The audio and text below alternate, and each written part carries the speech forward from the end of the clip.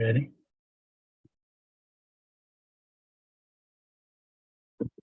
Is your prayer here?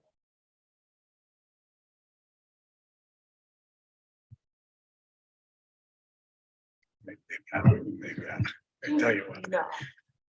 What is going on with all these? They're like, oh, St. George, I wanted to visit with you that.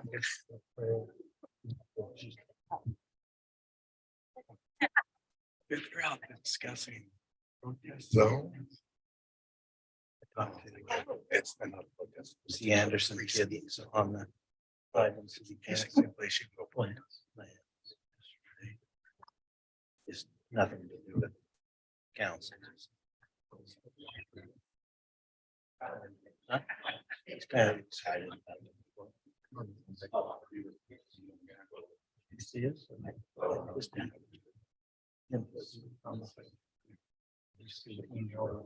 Rock Center. Okay. I did see that. I just get a kick Okay. out. Yeah, let me know. Like, It is one. I got one.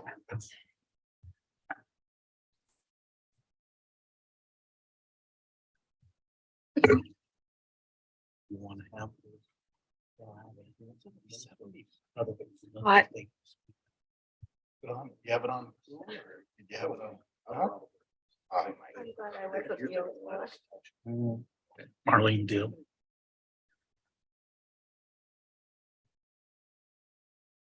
Probably should. They don't have any orange slips.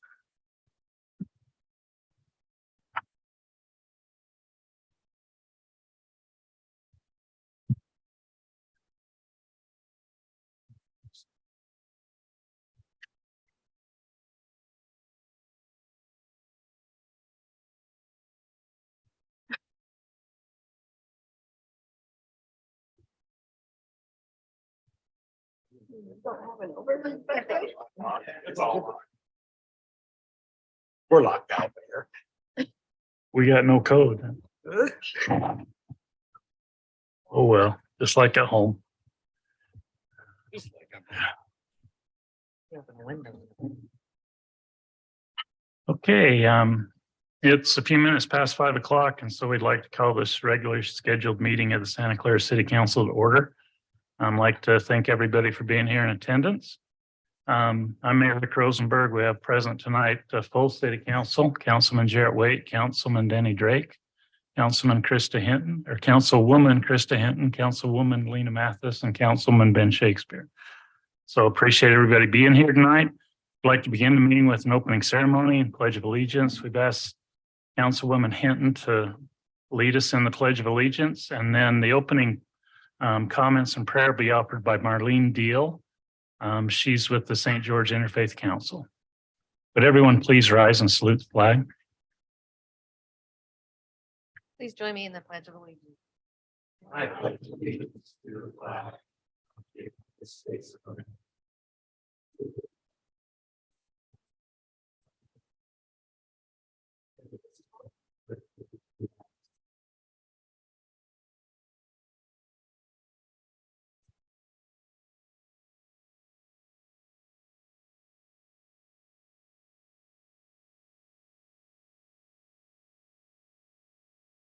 My religious philosophy is guided by the principles of the Unitarian Universalist Church.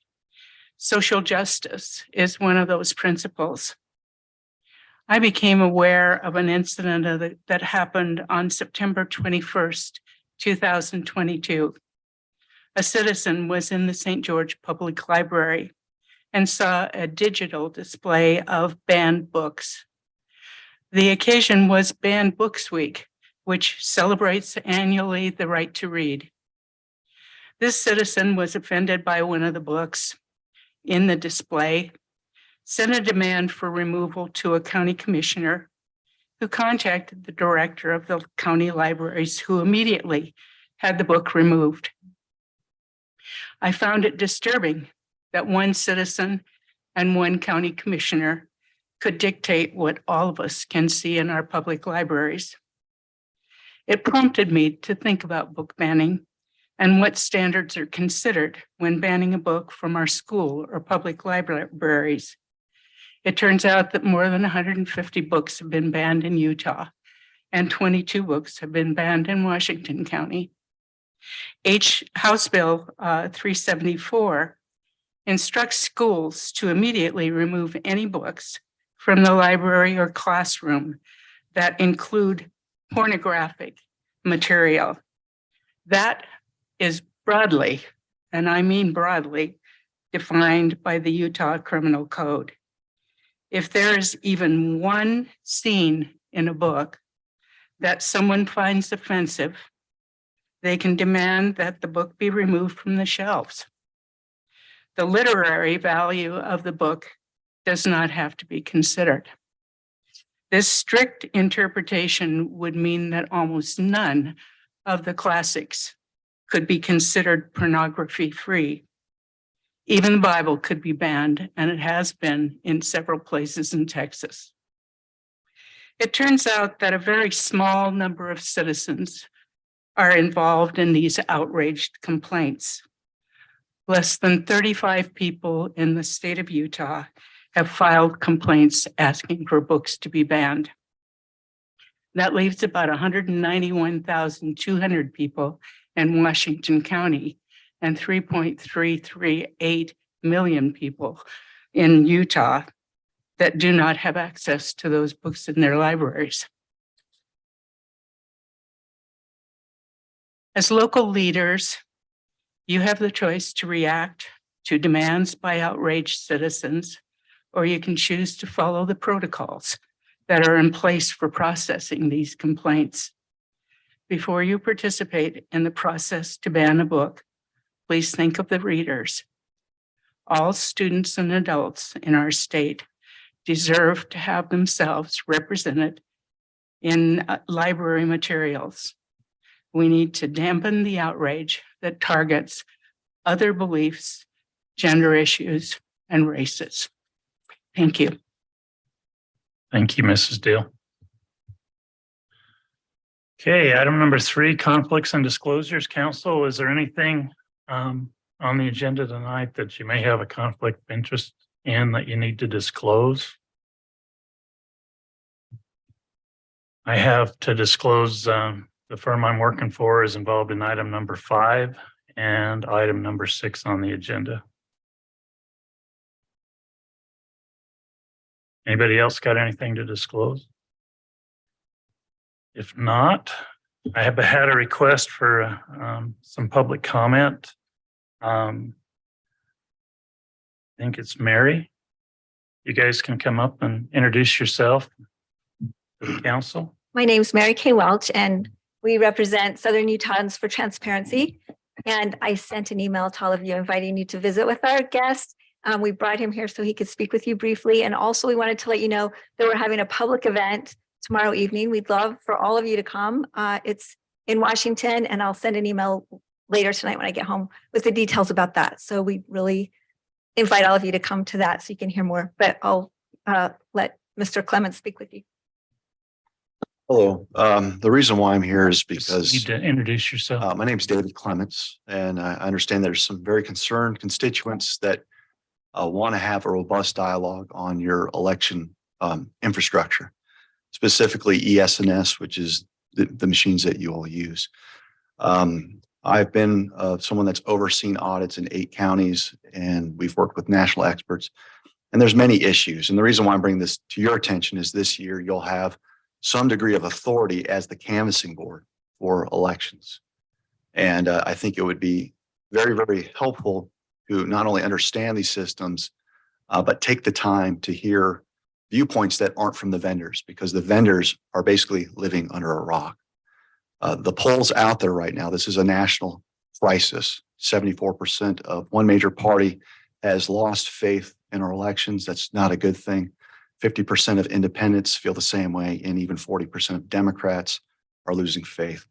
ES&S has a very, very poor track record with the truth. They actually told people that none of their machines were hooked to the internet in 2014. We found out that 14,000 of their units, specifically the DS200, in fact, had chip modems installed. And we've reviewed some of the cash vote records in Utah. I'm not saying that you have widespread fraud, but you need to be aware of the vulnerabilities before the date of canvassing. And tomorrow night would be a great opportunity to be amongst your constituents. And we're going to be spending about 2 hours walking through every step of the way. And I would really, really love to either talk to you individually in person or have you be there amongst the public and ask questions. Thank you very much. Thank you, guys. Okay, council. One thing.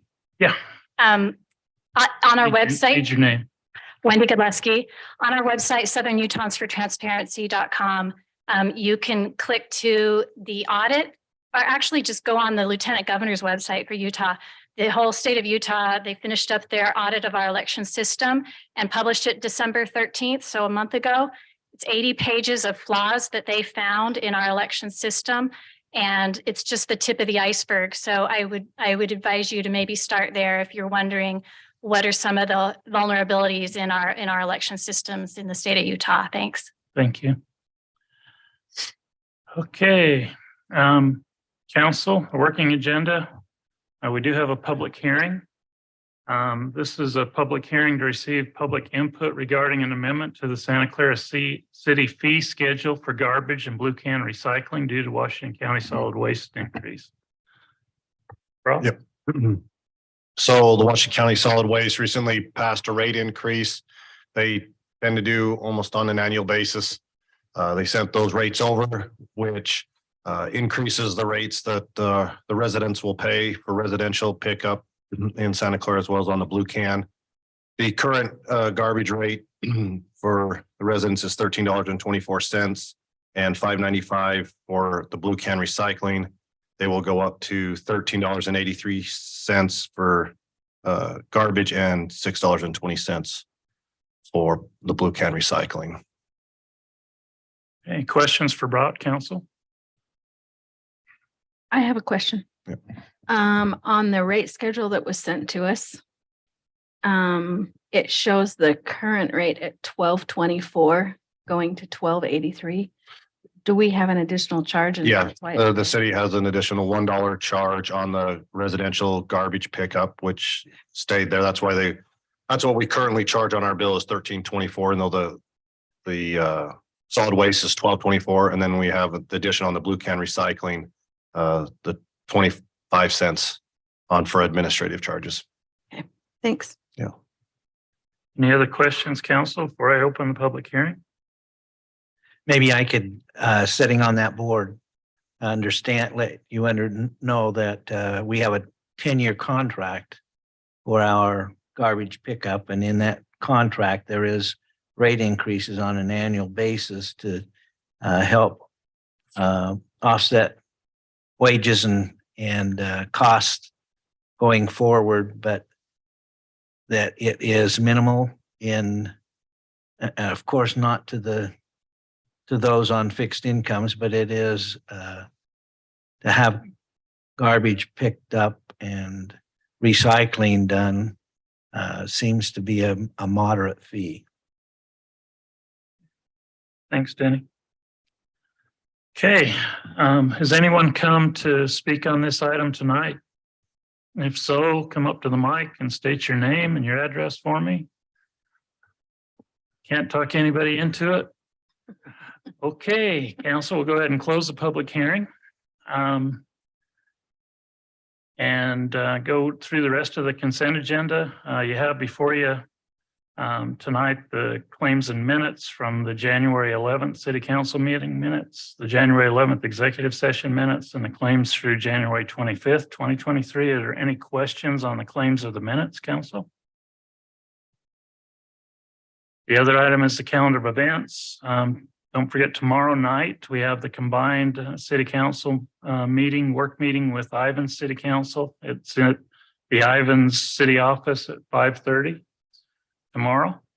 And then we've got the regular work meeting on February 1st and regular city council meetings on the 8th and the 22nd, and the budget retreat is on the 16th.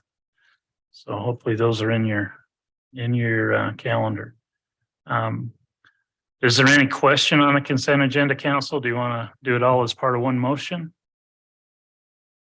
If so, I'd I'll take a make- motion. I'll make a motion. We approve the consent agenda as presented. I'll second that.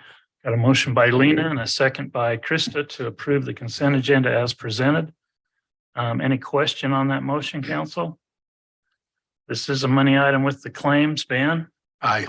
Chris, or Lena, Aye. Krista, Aye. Denny, Aye. Jarrett? Aye. Ayes have it unanimously. Thank you, council. Jumping down to item C1. This is a discussion and action approving an amendment to the Santa Clara City fee schedule for garbage and blue can recycle due to the Washington County solid waste rate increase and approve resolution 2023-01R. You've heard the presentation from Brock on the needs for the increase and also from Denny. You've also heard the public input on it, council. Any additional discussion or questions? There's no additional discussion. I'd look for a motion. I would move that we approve the rate increase with the Washington County Solid Waste as approved in resolution 2023-01R. Second. Got a motion by Denny and a second by Ben to approve the proposed rate increase and resolution 2023-01R as presented. Any question on that motion, council? Just, was it, I don't recall, I know it was on the thing as having an effective date immediately. Is it in the resolution? Yes, immediately. It is. Any other questions? Okay, this is another fee item, so roll call vote. Jarrett? Aye. Denny? Aye. Krista? Aye. Lena? Aye. Ben? Aye. Ayes have it unanimously again. Thank you, council. Item C2, discussion and action regarding ordinance 2023-01, administrative code enforcement adoption presented by Cody Mitchell, the building official. We've had quite a bit of discussion on this item. Cody? Good evening, Mr. Mayor and City Council. I'll just briefly retouch on the points we have addressed. The intent of this agenda item is proposed to draft the administrative code enforcement ordinance for adoption. Initial introduction of this proposal was made over 2 work meetings. The first introduction was made to council on November 30th, 2022, and a second on January 4th, 2023. The intent of this proposal is to add an additional section to the Santa Clara City Code, providing direction for code enforcement officers and establish a level of consistency for employees covering multiple cities. This proposal will provide a course through city ordinance to administrate code enforcement action when required. With this, all employees authorized to enforce city code will have an established protocol ensuring that a consistent, clear direction to compliance is available. Currently, enforcement is managed. I'm sorry about that. Currently, the enforcement is managed by the police department officers. The residential properties found to be non-compliant with city ordinance would receive a citation carrying the weight of a misdemeanor. To expand in the future with this ordinance, additional employees will be able to work with code violations within their departments and be able to enforce at an administrative level. This proposed ordinance would allow a couple different avenues to pursue enforcement with the officers to work with the residents in order to obtain compliance. If you'll scroll down in the ordinance, I'll just go over it real brief. If you have any questions, feel free to ask. But sections 4.01.010 through 4.01090, those are the general provisions.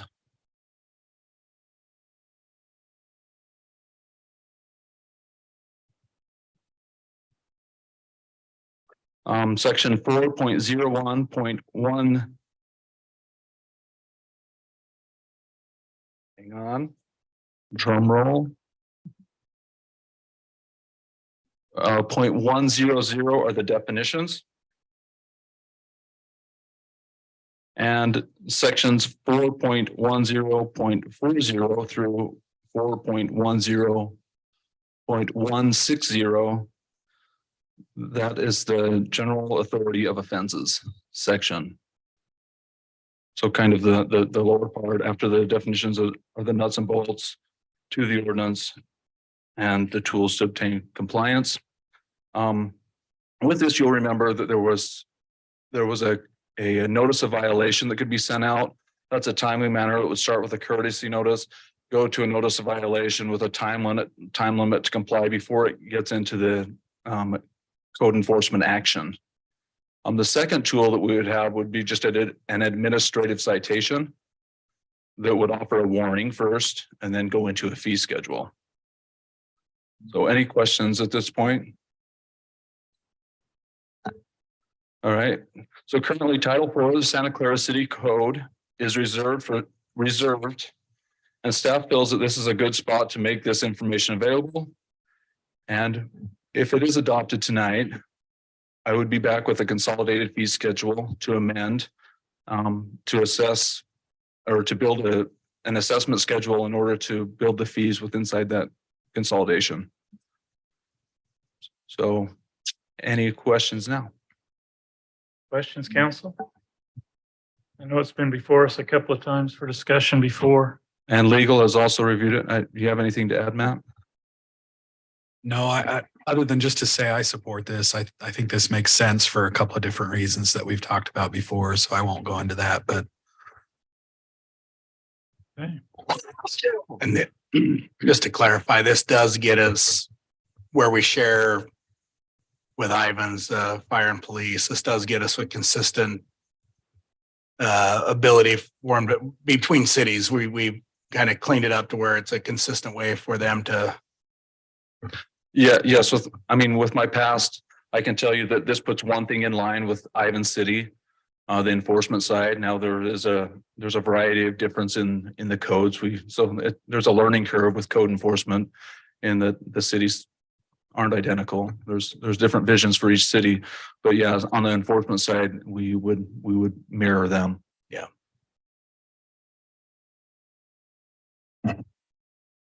There's no other questions, and I would probably look for a motion. Thank you, Cody. Thank you.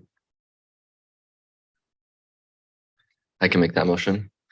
I move that we approve ordinance 2023-01, administrative code enforcement adoption as presented. I'll second that. Got a motion by Jarrett and a second by Krista to approve.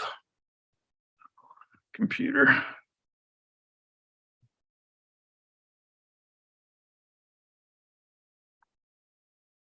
To approve ordinance 2023-01, the administrative code enforcement adoption. Any question on that motion, council? Does the fee schedule, I know that's coming at a later date. Is that something that needs to be mentioned in here? Or is that just a separate? No, bringing that back, it will go through the public hearing, and you'll see that, and we'll be able to talk about that further. Okay. Okay, we do have a motion and a second. Let's do roll call. Ben? Aye. Lena? Aye. Krista? Aye. Benny? Aye. Jarrett? Aye. Passes unanimously. Thank you, council. Discussion and action approving the 2022 report on actions taken to implement the moderate income housing element of the general plan required by the state of Utah and approve ordinance 2023-02. Jim? Thanks, Mayor and Council. Brock, could you just bring the report up? It's after the memo, further down. Next one. Here we go. So thank you. So we're just updating the council about the progress here and where we're at in the process to have the actions implemented for our moderate income housing for year 2022.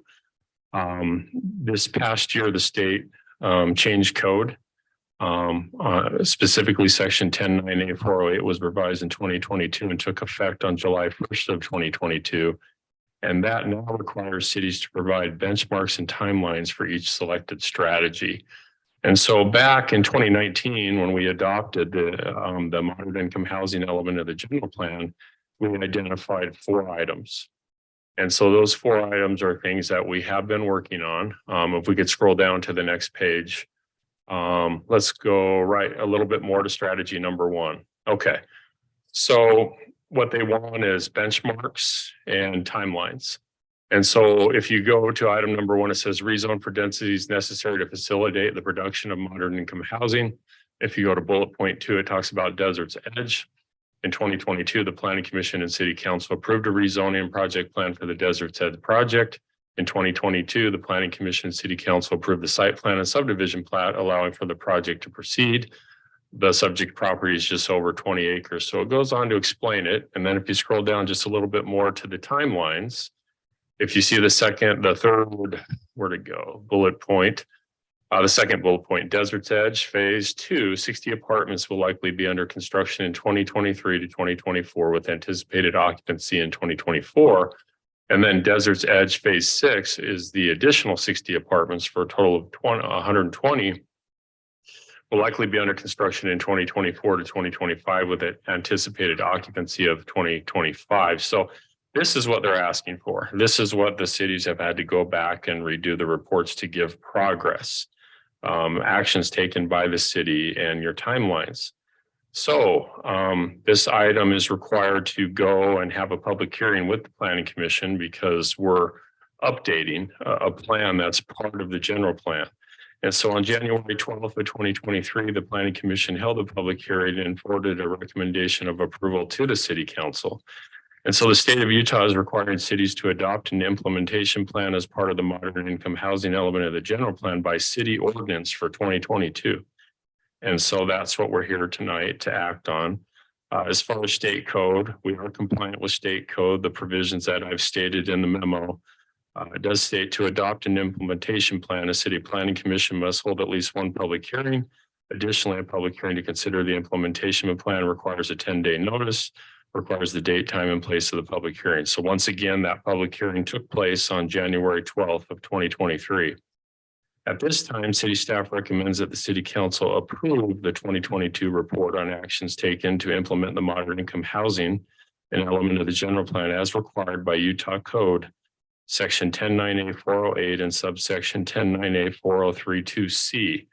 And so that's what we're asking for tonight, is that the council consider this item and adopt the ordinance so we can forward it to the state to get their approval for year 2022. Just taking a step back, on December 13th of 2022, I did receive verification from the Department of Workforce Services that the report you see before you was accepted by them, but it has to be adopted by ordinance, and it could be the same moving forward. We know there's some more changes in this year's session. This could be a yearly thing moving forward. We'll see what this happens in this session and what the new law requires. So that's where we're at with this item. Does the council have any questions for city staff on this one? Questions, council? I think you've done a good job with the requirements that they've hit us with, Jim, so thank you. If there's no questions, council, then I would look for a motion. I can make a motion that we approve the moderate income housing plan as outlined and ordinance 2023-02 as presented. Second. A motion by Lena and second by Jarrett to approve it. Any question on the motion? Has the League of Cities addressed these issues that the state's putting on the cities as a requirement? Yeah, I believe, well, the league is involved. They have their weekly LPC meetings where the cities are involved and they give us updates, and they meet with the different sponsors of bills. They're doing it this session as well. We know they're going to hit affordable housing or moderate income housing once again and could put some new laws in place. Brock, did you want to add to that? That just came out when the municipalities submitted their income housing report. It was roughly, I think, maybe 70% of municipalities weren't in compliance at the time, and the league got involved at that time and working with the state and with municipalities to help them work through the issues that were there with the new requirements and that. So the league has been involved. It's interesting that the old recommendation that those that govern closest to the people govern best is moving to a state level. Mhm. Uh, I think when But I it comes to agree with- affordable housing, it does feel that way right now. But I think we do support what needs to be done. Any other questions, council? Again, roll call vote. Ben? Aye. Lena? Aye. Krista? Aye. Benny? Aye. Garrett? Aye. Ayes have it. Thank you, council. Jim, you're up next again. Item number 4, discussion and action considering a proposed code amendment to the Santa Clara City zoning ordinance Title 17, Section 17.44.110 monument signs and 17.44.115 menu boards and approve ordinance 2023-03. Jim? Thanks, Mayor. This is an item that we brought to the council during a work session on November 30th of 2022 or a special meeting. Previously, the item had been discussed by the Planning Commission during a work meeting on October 27th of 2022. Both the Planning Commission and City Council were in favor of proceeding on this item. So that's what staff has done at this point. So Brock, if you could scroll down to the proposed text and I'll just go through the revisions. So you can see the first revision here, 1744.110, item B. It's just some cleanup, but then adding a sentence that says, however, monument signs in a planned development commercial PDC zone require planning commission approval. The reason why we're doing this is you'll recall wall signs right now in the PDC require planning commission approval, and we take them to them. But they would also like to see the monument signs that are being utilized for the buildings as well. So for us, it makes sense that we would add that level of review. The next item is C1A. We talked about the height of the monument sign being 8 feet rather than 10 feet. That includes the sign base. Therefore, the sign area of a monument sign shall not exceed 7 feet in vertical height. If we scroll down to the next item, C, we talk about a monument sign shall not exceed 80 square feet of actual advertisement unless otherwise approved by the Planning Commission. We've had some exceptions in the past, such as the Bucks Ace and some of the signage that they've done. Item D is something we've made some improvements to. We're talking about the monument sign being completely enclosed at the sign base, which that was mentioning, but I think the language is a little better here. And we've added the following: a minimum sign base height of 1 foot is required utilizing materials and colors to match the building. The sign base will be required to run the entire horizontal length of the sign and shall have no sign copy. The sign base shall be designed to blend in with any proposed berming or contouring of the property. Scrolling down. The rest of that section is mainly cleanup. If we go to the next page, this is the section we're adding on menu boards. It's pretty specific. We don't have anything currently in the sign ordinance identifying menu boards. As we know, many of these businesses have menu boards and some have multiples. So we've created a definition: a sign located at a drive-in or drive-up window restaurant, maximum allowed menu board signs in commercial zones. 2 freestanding or wall-mounted menu board signs are allowed per business. B, the maximum sign area should be 24 square feet per sign. C, the maximum sign height shall be 8 feet for freestanding signs. And D, a menu board sign must be located on a site in a location to not impair traffic visibility. So that's something we're always looking at on a site, especially some of these applications now where we have the 2 menu boards and dual drive-through, and then they go into one. As you know, some of our new buildings such as Pad A at the Harmon Center is going to have a Roxbury and a Beans and Brews. So there's 2 drive-throughs there that combine down to one, but they each have their own pickup window. So it's creating a way that we can look at the signs and monitor them. We haven't had this in place, but in working with Moabetas and Swig and Quench It and soon to be Sodamix, they all agree to this and like this option, and 24 square feet works for them. We don't have anything larger than that. So at this point, again, a public hearing was held with the Planning Commission. We meet all state code requirements. We posted a notice as per state code. At this time, city staff recommends that the city council approve the proposed code amendment to chapter 1744.110 monument signs, and 1744-115 menu boards of city code. And I believe there's an adopting ordinance attached. Thank you. Thank you, Jim.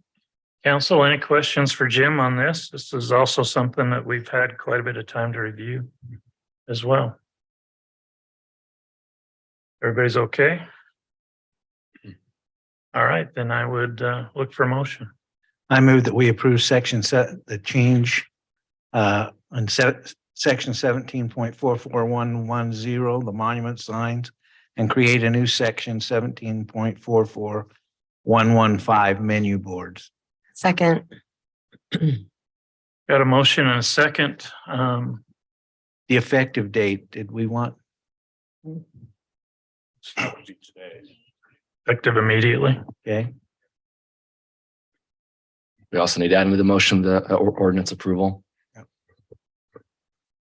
Yeah. Did you made the motion? Did you make the motion? I thought I did, but You just put the ordinance number in there, add the ordinance number to your motion, I thought I did. 2023-03. Oh, I did not. Yeah. The second, Yes. yes? Yes. Okay, any question on that motion, council? Okay, is an ordinance, roll call vote, Jarrett, Aye. Denny, Aye. Krista, Aye. Lena, Aye. Ben? Aye. Ayes have it, 5-0. Thank you, council. Item number 5, discussion and action considering a proposed general plan amendment and rezoning application for property located at approximately 2276 Arrowhead Trail.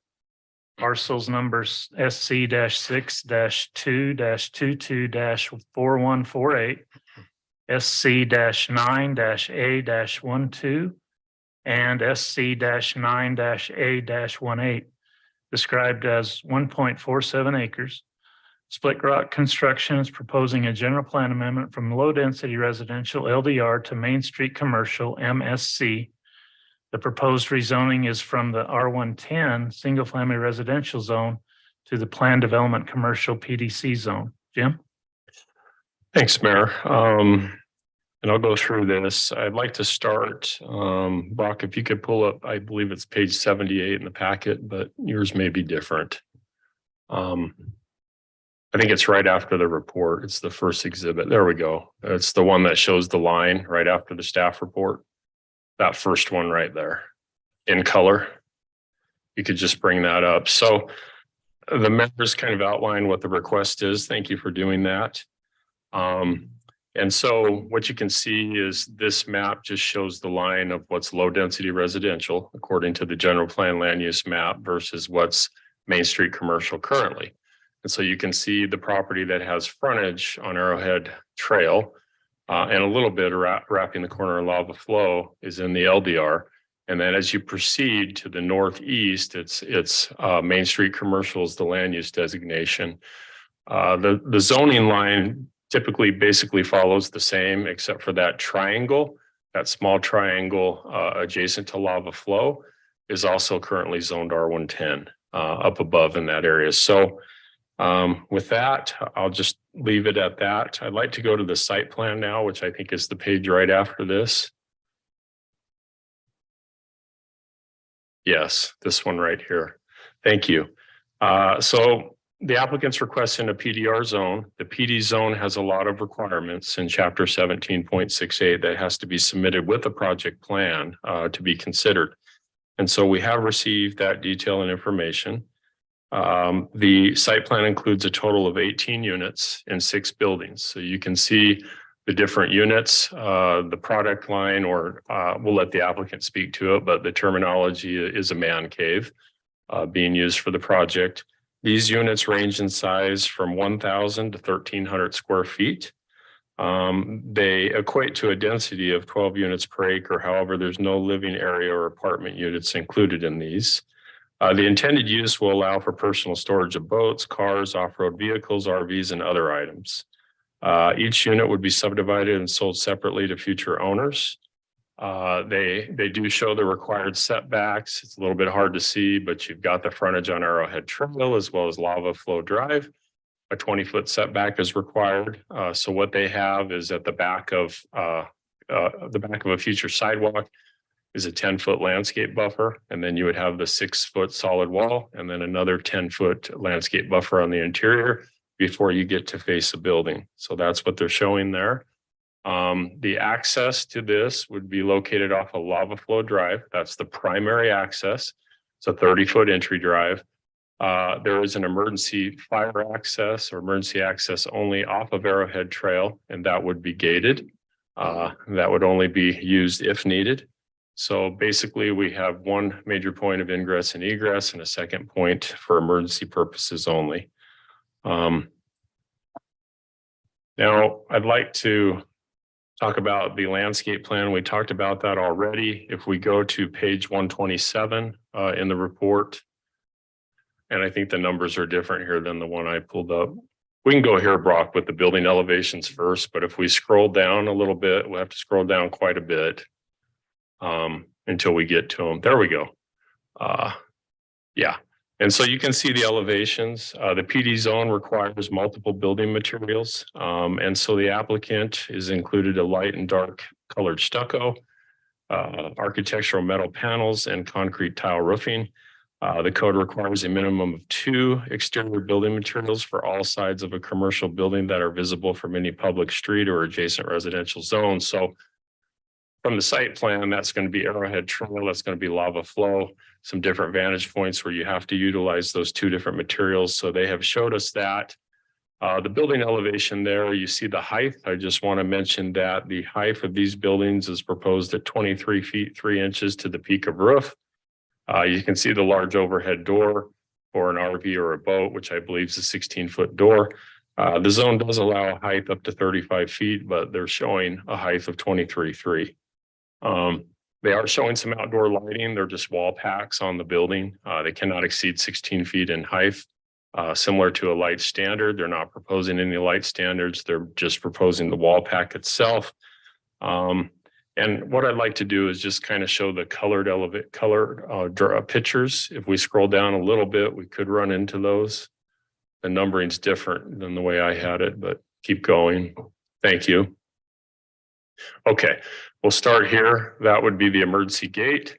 You can see the light feature, the wall mount they would put on the building itself. Then if we scroll down a little bit more, I believe we have the elevations, the pictures themselves coming up soon. Next one, I think, right after this. I know it's coming soon. I hope so. I think it's after, yeah, a little bit more. Oh boy.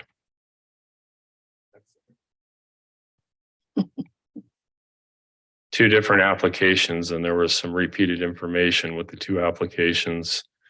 The renderings are somewhere in there. They're just elevation drawings that show the color and depiction of what it may look in 3D, like in 3D, just rendered type drawings. They're there, Brock. Okay. They're in there. They're just further down. And it's good to show them. I don't know if you can go At the further bottom down. page. I think it's in the middle somewhere. Yeah, I know they're in there. I apologize, folks. I have 57 57. and before, See, I had the whole big packet and I had page 102. So, I mean, 57 in the document that's on my desktop where they're separated, I guess. there we go. We just went too fast. So you can see kind of a, rendering of what it would look like as viewed from Arrowhead. You can see the park strip there. They're not showing the sidewalk, but a 5-foot sidewalk is required, as well as a 10-foot landscape. And then they would have the wall with the building on the other side. This is showing the 2 different colors of stucco with the architectural metal panel and windows and the shingle, tile roof. One more. And just kind of showing a rear elevation as well. So facing the street, it could be off of lava, it could be off of Arrowhead, that they're utilizing 2 materials. Thank you. All right. This is required. A rezoning of property as well as a general plan amendment does require a public hearing. We did have a public hearing at the Planning Commission on January 12th of 2023. We did notify all residents within 300 feet of any point of the property. We also posted the property with our banner and QR code. I didn't receive any emails or calls. However, on January 12th, several nearby residents came to the public hearing to voice some concerns about the proposal. And so I'm going to start with the general plan consideration, and I'm going to go through this. I don't want to read through it point by point, but I'm just going to go through some of the things that I've highlighted. The general plan consideration. This property is unique as there's 2 land use designations for the property. We talked about that previously. We've got the LDR along the frontage and then the Main Street commercial. So it's a split land use designation on the property there. But if we go to section 3.4 of the general plan land uses, it states the following for low density residential, a suburban type density allowing primarily single family detached homes with a density range of 2 to 4 dwelling units per acre. And then the description for the Main Street commercial within the general plan states the following: predominantly commercial uses on the ground floor level, including uses such as stores, restaurants, and offices with residences and/or offices on the 2nd and 3rd floors. And then if I go to the Main Street commercial location in the general plan, it states the following: primarily in Santa Clara's East Gateway along Santa Clara Drive and at the intersection of Rachel Drive and Pioneer Parkway. And then section 2.5 of the general plan includes appropriate land use transitions and states the following: the general plan encourages gradual transitions in housing types and densities, especially near mixed use commercial developments along arterials and at major intersections to ensure compatibility with adjacent existing development. And then section 3.31 of the general plan talks about density transitions. It has a couple different paragraphs here, but where there's language that talks about that. But the one I have highlighted, it states in general, gradual higher densities are encouraged near mixed use commercial developments along arterials and at major intersections. Land uses and building types on both sides of a street should be similar. Transitions between land use, size, and type of buildings should occur in the middle of the block rather than in the middle of the street. Section 4.3 of the general plan includes the East Gateway sub-area. It just states the East Gateway sub-area is a mix of commercial developments and single-family homes with its quick accessibility to Santa Clara Drive in close proximity to schools, parks, and commercial developments. Several of the larger vacant underutilized parcels in the sub-area can be developed to evolve the existing commercial area into a pedestrian-friendly mixed-use center. And then the last portion of the general plan, I have section 8.11 of the general plan talks about Santa Clara street classifications and states the following: the Santa Clara street system is made up of 4 street types based on function and capacity. The 4 street types include arterial, major collector, and local. Both Lava Flow Drive and Arrowhead Trail are identified as local streets, and I make reference to table 7 in the general plan. However, there is a portion, if we go back to a map, the upper portion of Lava before it intersects with Arrowhead is actually, it's a collector because it's at 66 feet, that higher section, and then it hits Arrowhead, and Arrowhead's 50, but then the lower portion of Lava is also 50. So there is one area that's a little bit wider there. For the rezoning considerations, Chapter 17-18090 of City Code provides standards for review of the city. In consideration of a zoning map amendment or rezoning, the land use authorities shall consider, the following matters, and the city council shall give reasonable consideration to the following. Just take it, Green. Everybody's kind of choking up here tonight. I apologize. It's that time of year. And I'm just going to read the statements that are identified in this section. Item A says, is the proposed use suitable in view of the zoning and development of adjacent and nearby property? B, will the proposed use adversely affect the existing use or suitability of adjacent or nearby property? C, are there substantial reasons why the property cannot or should not be used as currently zoned?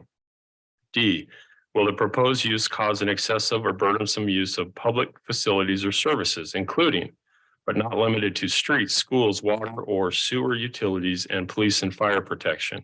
E, is the proposed use compatible with the purpose and intent of the general plan?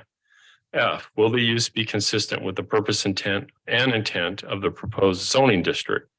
G, is the proposed use supported by new or changing conditions not anticipated by the general plan? And H, does the proposed use reflect a reasonable balance between the promotion of the public health, safety, morality, and general welfare and right to the unrestricted use of property? City staff and legal counsel have discussed the proposed application. We've identified some concerns. I'll briefly go through those. The first one, we talk about LDR. It talks about primarily for single family detached homes with a density range of 2 to 4 units per acre. 2, the Main Street commercial indicates that this designation is for commercial uses on the ground level, including uses such as stores, restaurants, and offices with residences or offices above. 3, section 2.5 of the general plan, gradual transition in housing types and densities, especially near mixed-use commercial along arterials and at major intersections. We believe the proposed project does not meet these criteria. Section 3.1 of the general plan discusses density transitions to ensure that new development is compatible with existing neighborhoods. Land uses and building types on both sides of a street should be similar. Transitions between land uses, size, and type of buildings should occur in the middle of the block rather than in the middle of the street. The proposed use does not meet this criteria. Section 4.3 of the general plan, the East Gateway objective supports walkable, compact, mixed use and commercial office and residential use. Proposed project does not meet this criteria. And then we talk about the general plan discusses Santa Clara Street classifications, policy 8.1, table 7. I have in here that both lava flow and Arrowhead Trail are local streets. However, the upper portion of lava flow is a collector as it's 66 feet wide and then transitions down to 50. And then chapter 17, 18090 City Code provides standards of review for the zoning map amendments, this rezoning. We've gone through each of the items and have determined that the proposed rezoning does not meet these criteria. State code considerations, we've noticed it like we talked about. We posted the property with our banners and QR code. We've met all requirements in state statute. So the planning staff recommendation is as follows. On January 12th, 2023, the Planning Commission held a public hearing, took public comment, and forwarded a recommendation of denial by a vote of 5-1 to the City Council on this item. City staff recommends the City Council deny the proposed general plan amendment and rezoning for the properties located at 2276 Arrowhead Trail. We've got 3 parcels, meets and bounds, described as 1.47 acres, subject to the findings as outlined in the report. And we've talked about those in the body of the report, as well as items of concern that staff and legal counsel have discussed. That's what I have for this item. The applicant is here. If the council, of course, has questions of him, Mayor and council, do you have any questions for me? I just have one. Who put the answer to the questions, items A through H? I did. Staff did. Staff did. And then I reviewed those with City Legal Counsel Matt Entz. Okay, so that's, I'm just wondering where that, just to make it clear where that was done with staff. I write the reports, but we TRC everything. We discuss everything. I draft the report with this particular one because there's complexity. It's a legislative matter. It's both a general plan and a rezoning. I had legal counsel review my report and my recommendations. When does the applicant get these from staff? Well, generally it goes out the Thursday before, but in this case, it might have been the Monday before. State code just requires we get it out a couple days in advance, but we try to mail things out a week ahead of time. Other questions, council, for Jim? Specific to, just to clarify, lava flow to Arrowhead is a collector. Maybe we should pull that. And we pull that up, aerial we can see that for sure. The one In the that report, it says the a both. first one after the report. Yeah, aerial it's shows wider it. right away. So if we scroll down, the upper part. I don't know if that shows it best or just the aerial above it, but the upper part of lava flow, Might be better go to Stay the up. aerial there. yeah, stay up. I'm sorry, rather than scrolling down, go to the site plan, the next one. Or the aerial. Anyways, lava flow, the upper portion of lava flow before it intersects with Arrowhead is at 66 feet. Then it transitions down to 50 as it works its way south, which the aerial before this drawing shows. And then Arrowhead Trail is a local road at 50 feet. So you can see where it transitions. A portion of lava flows wider and then it tapers down. You can see it at that intersection and then the continuation of Arrowhead both to the, east and west, northeast, northwest.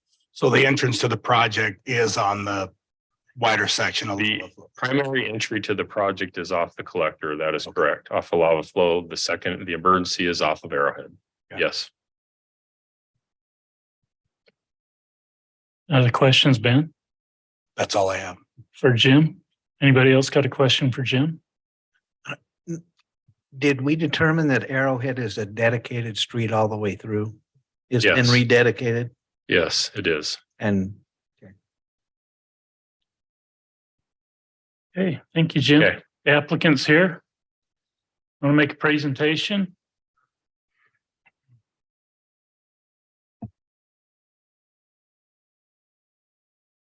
Good evening, Mayor, council members. Thank you for your time.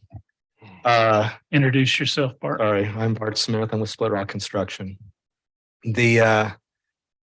This project, this property, as you're familiar with, is kind of at the entrance of Santa Clara.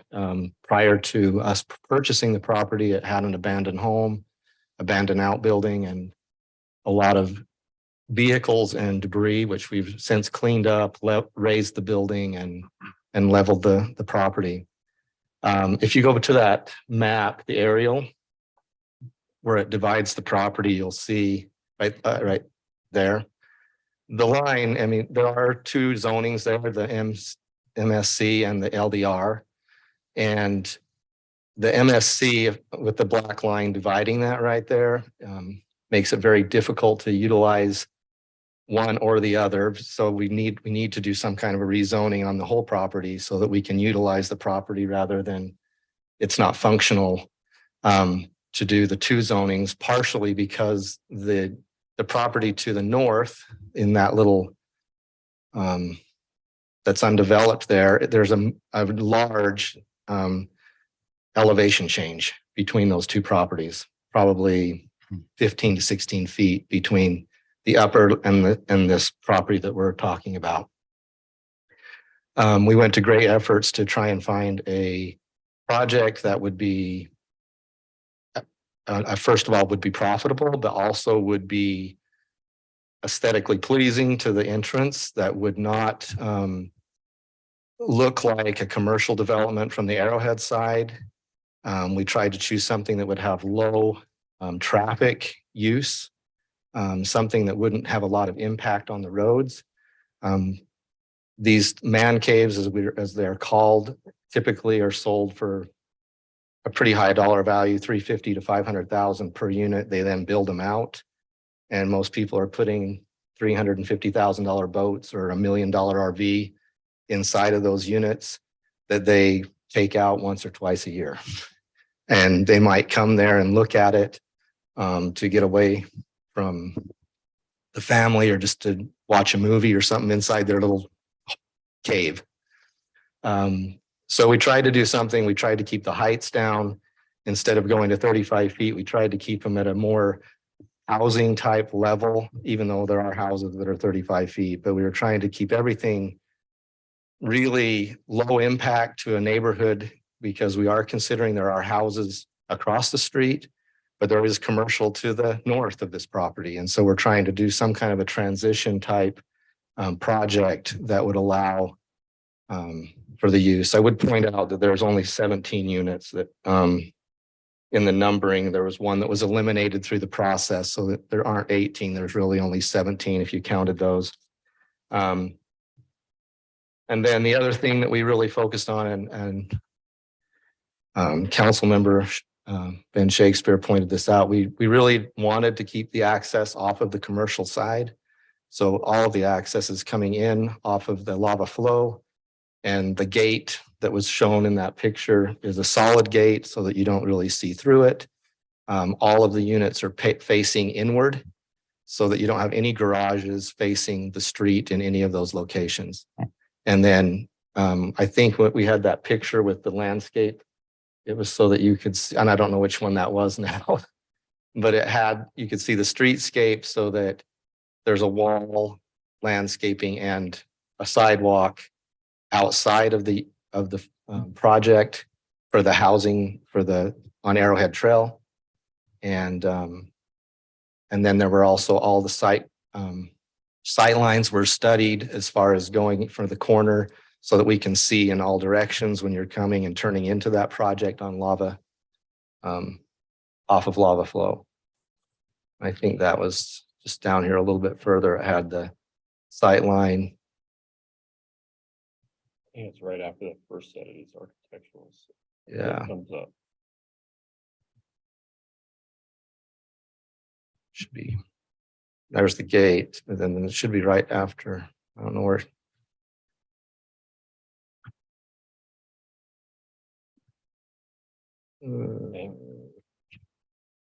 We looked at it a few times. There it is. But the corner. The other thing that we've done is, I mean, there's been a lot of concern about flooding from this, from previous floods in the past. We've put a large underground detention basin there that you can see in between. It's that gridded area between the units there, to collect water and mitigate the potential flooding. Because this right now, this property is in a little bit of a hole, more than a little bit. And so it's basically collecting water from everywhere else. And so we're going to put that detention basin in to help mitigate that flooding. Are there any questions that you have? Questions for the applicant, council? How are you dealing with the grading? I mean, there is a substantial difference in grade. So those units, if you look on the back, those units along the north side there, those walls will actually be built right into the bank. So that creates the differentiation in the height so that we can use that as the retaining and as the wall of the building. So there are concrete walls there. So everything effectively will be at street grade Yeah, well, you'll, on the south end. on this, from the Arrowhead side, it would all be at street level. You're going to come down a little bit off of lava flow just because it's so much higher than the property as you come down, but that will come down a little bit into there. And that's why we also need that detention, because we've got to, any water that's getting in there, we've got to have a place to put it all.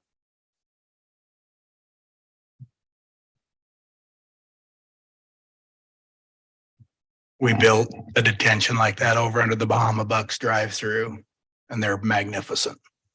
They hold it, they detain it, and you don't see it, so you don't end up with standing water and bugs and everything else. So it's a good way to handle that. Other questions for the applicant, council?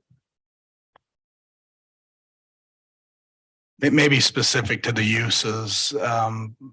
They're not residences to live in. No, actually, our CC&Rs, we're not going to allow people to live there because it would devalue from the perspective of what people are buying these for. If they thought somebody was living in one of these units, it would devalue all the adjacent units. And then the use for business. No, it's solely for a man cave. Okay. So it's halfway between a house and a commercial. It's just kind of, you store your stuff. You might go there and watch a movie because you might build it out and put a nice big screen and a couch in it, but you're not. The traffic's going to be minimal. Most people are going to utilize them very little, other than to store a very expensive toy. Are we putting plumbing in? They are going to each have one bathroom, just so that you have a facility, so that so that they can take care of whatever they need to do there. So they basically could live there unbeknownst to you. Is there a process? You have an association? We're going to have an HOA for this that would handle that, because they'll have an assessment for the landscaping and and to enforce the CCNRs. And is there a reason?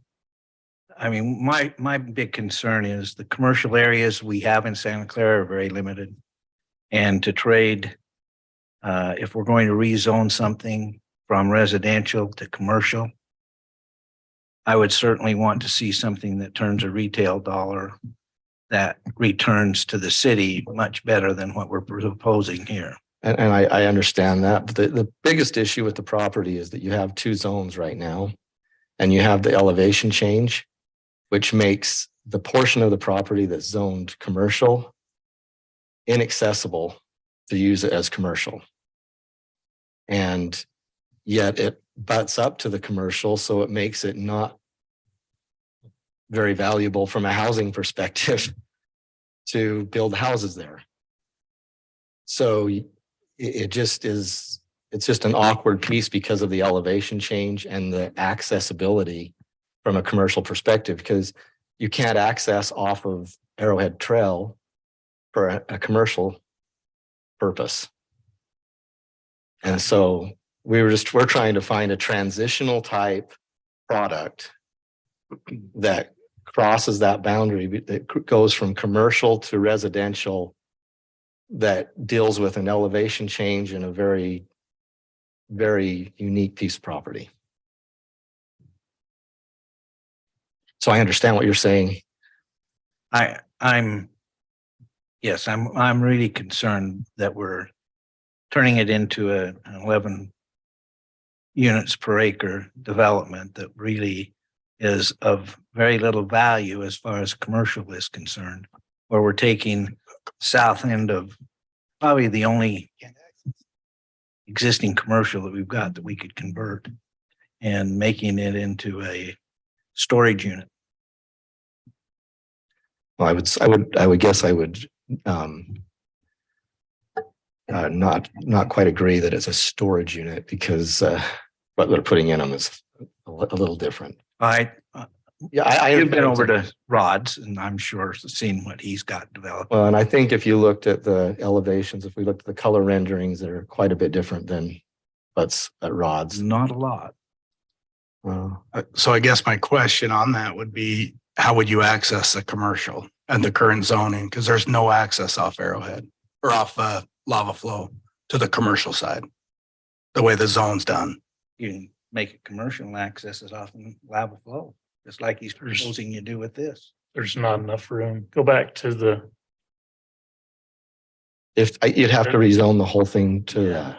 I understand that. Which we were trying to be sensitive to the residents, because they want housing. So we're trying to do something that looks like housing that isn't.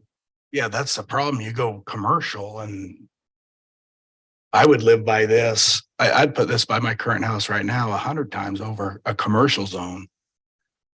Would you move over there then, please? I would 100. Yeah, I mean, this would be literally, if you threw a commercial zone, this is that parcel that we have. Again, you have commercial on two sides, residential on two sides, and just trying to find a mix. Again, that transition zone in the city where we have several of these, trying to find the right mix in there. If you zone it commercial, then you're going to need to access it. You're going to have two accesses. One will have to come off Arrowhead. You'll have no choice. And so you can zone it higher density residential and get apartments and townhomes. You can try to split it. You can't split it and keep the commercial zoning to the back and access it off Lava Flow and make it work. Or you could take it and change it from commercial to residential, the whole thing, and do it residential development. You could always do that. And then you're adjacent to residential. It gives you the perfect opportunity to have a transition zone. Sure, you could put a 1.5 acre lot there, go build a big house and sell it. And just 1.47 acres. Yep. Rock, can you go up it's close to the start. It's like page 5 or 6. There's a copy of that same photo with the zoning line on it. Keep going. Right there. that shows the outline of the property and the differential of the two zones. You've got the MSC zone in the back, but there's no way to access it if you have the residential frontage on Arrowhead. So it's, you can only develop that front triangle without some type of a land exchange that was suggested. And The issue is the elevation change is also a big detriment there. Even a land exchange doesn't really help you because the elevation change is so drastic, you still can't fix that. yeah, but you could, the top of the slope, the way it wraps around, if he was willing to do something, but he's not willing to do something. Right. The adjacent property owner's not, so it's not an option. But it's also, I mean, to get that, you'd have to fill the back section behind those homes. You'd be filling those to get, they'd be clear to the top of the wall. You'd have the same issue that you've got further on up Arrowhead, where you've got a larger wall in back Yeah. and buildings up above that already exists up there. So you're kind of matching that same thing. Yeah. Other questions, council? I have a question. The colored renderings you gave us, I think it's page 58, Brock. The one view, is that the view from Arrowhead? I mean, I want to be sensitive to the neighbors that are going to Let's look at let's go to this. that, and I guess I need to know which one we're looking at so I can answer that.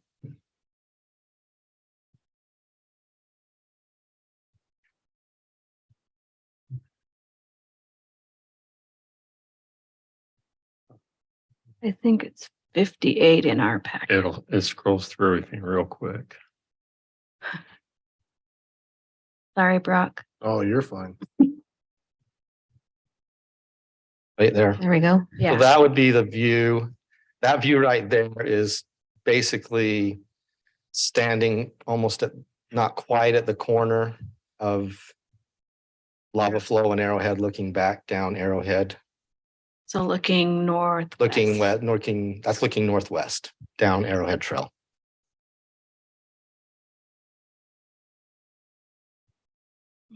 Which, you know, we're being sensitive. We got power lines, you got all kinds of issues involved there to try and address. But we tried to make it look like housing.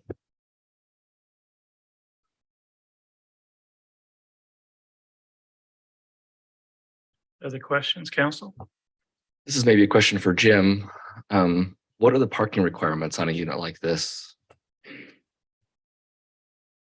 Like say they want to have a Super Bowl party over at the. Yeah, we don't have any in place. We had looked at that. I mean, because it's all garage itself. Your units are 2 or 3 car garage, right? Depending on if it's 1,000 square feet or Yeah, they're 1,300 up square to feet. 50 feet deep and. Right. For this particular use, we don't have one.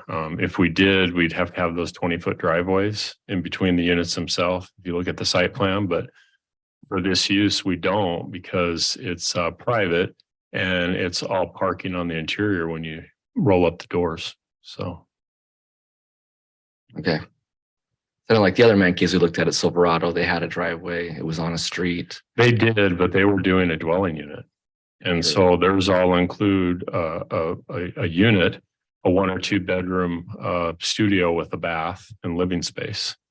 And that was the difference. And they wanted the 2-car garage with the rolled door and a driveway in that scenario. So it almost felt like a single family home utilized as a man cave. It's more of a dwelling unit / man cave. It's more of a hybrid.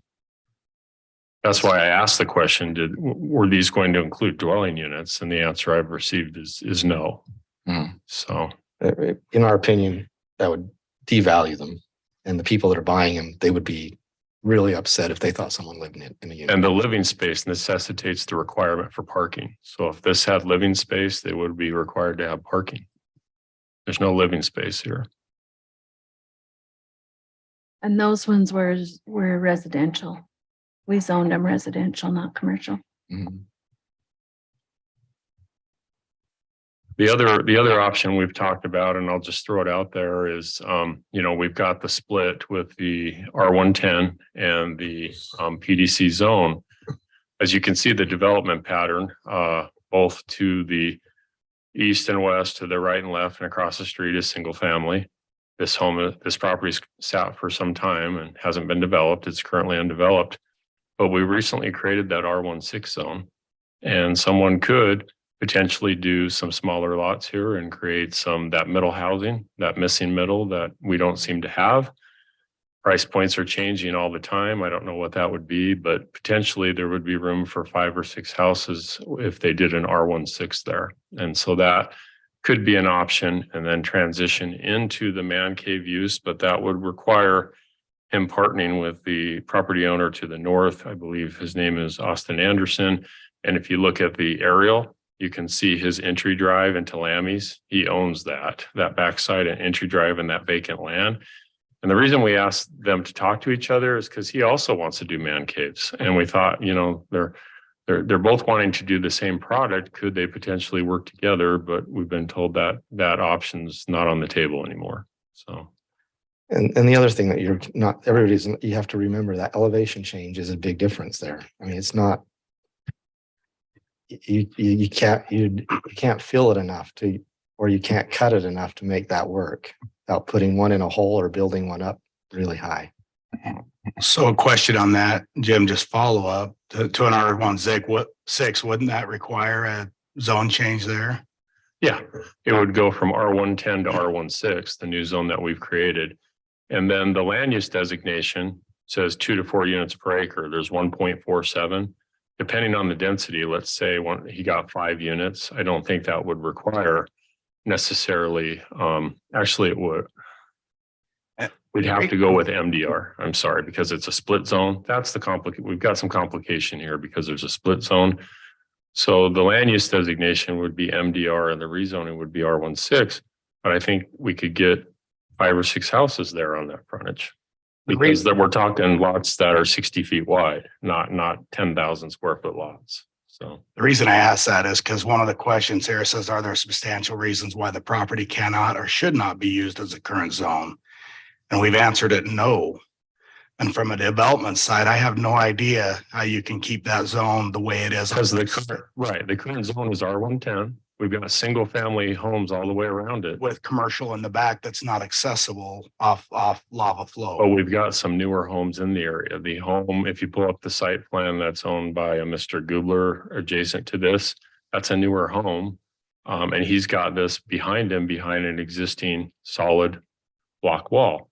And he lives in a newer home. So some newer homes could be built there. Well, I'm not disputing that on Arrowhead, Right. but the property behind, Correct. you can't access it. So I'm just looking at some of these. I don't agree from a development side. I don't agree with the way we've answered those.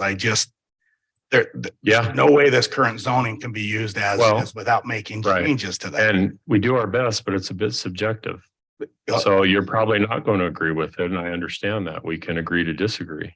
Well, but this is what goes out to the public is, well, this is the way we say it does. So everyone just assumes the current zone should stay and it can be used, but there's no way you could develop that current zone on there. If we went all commercial, it puts access onto Arrowhead. If you go all residential, you've still got to do a zone change because you can't access it, the commercial from. Well, actually, the current zoning along the frontage is R110. So if someone wanted to do 10,000 square foot lots, there's probably room for 3.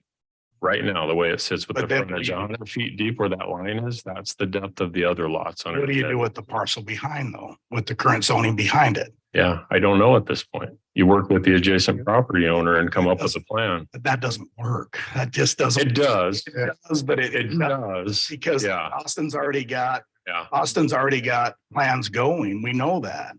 So Austin's not going to want to come in and try to give up property on that on a 12-foot I guess that's my thing is yeah, sure. You could say it, but we can say it's subjective, but the back use is inaccessible without a zone change. Unless you take access, if you divide it up, then you bring access off Arrowhead. Yeah. So sure, we can, but that's, I just look at some of these and. Well, it's a difficult piece. I don't know if it feels a bit infill like, and other cities I've worked for in the past, especially when you're doing residential. The last thing you want is someone sometimes doing a bunch of flag lots behind existing properties. So basically property owners are willing to work together and put some property together to allow for a subdivision of property that works with maybe a U-shaped road, a public road that gets in and out of there, allowing for housing opportunities on either side. That's the right time for property to develop rather than piecemealing it. So that's our concern. There's two sides to it. I understand that. But it sounds like he's already asked the adjoining property owner and he's not interested. So he can't control. I mean, I'm assuming you Yeah. can't control that. Yeah, and I think we answer talked that about a triangle, maybe trading triangles to get that frontage on lava flow. So that's my answer. Matt, do you have anything you'd like to add? Well, I mean, the bottom line is, Jim has stated that the report is subjective, and that is true. And I think it's correct from the subjective point of view that Jim is coming at it from. I mean, I don't think the city has an obligation to facilitate development of any property. And I think it's correct to say that it could be developed under certain circumstances. Whether those circumstances are realistic or not, that's for the city council to debate and consider and make that a part of your decision. Just as a reminder to the council, this is both of these decisions that you're being asked, that you're asked to make in this application are legislative decisions. There's a number of different factors that you can consider in making those decisions. The staff report is one of those. The planning commission recommendation is also one of those. The feedback from the developer and from the residents are also things that you can consider. You can weigh those things and accept or reject those things as you see fit. So that's part of what makes these decisions difficult. This is not a checklist where if we check all the boxes, we're good to go and we, approve a zone change. This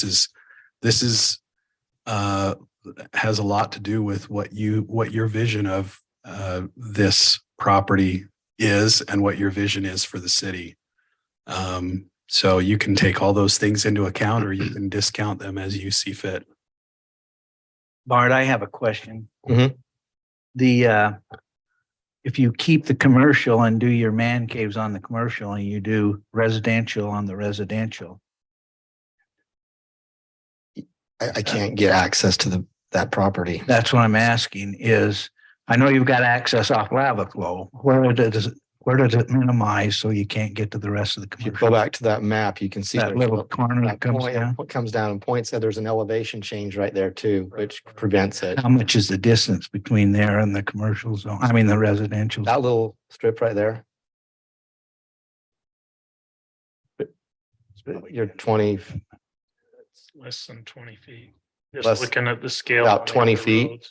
yeah, about 20 feet at that pinch point. And where you're not going to have But I any couldn't get commercial access. driving through, but I but you gotta couldn't be get able to get your access. units through. What's that? I'm just wondering, is 20 feet not wide enough for a drive? No, it wouldn't be wide enough because we couldn't get the elevation change. You'd have to hug so tight to the top that you couldn't get, I mean, you'd have to come over there and you'd be dropping like 14 feet to get into that. It'd be like a basin.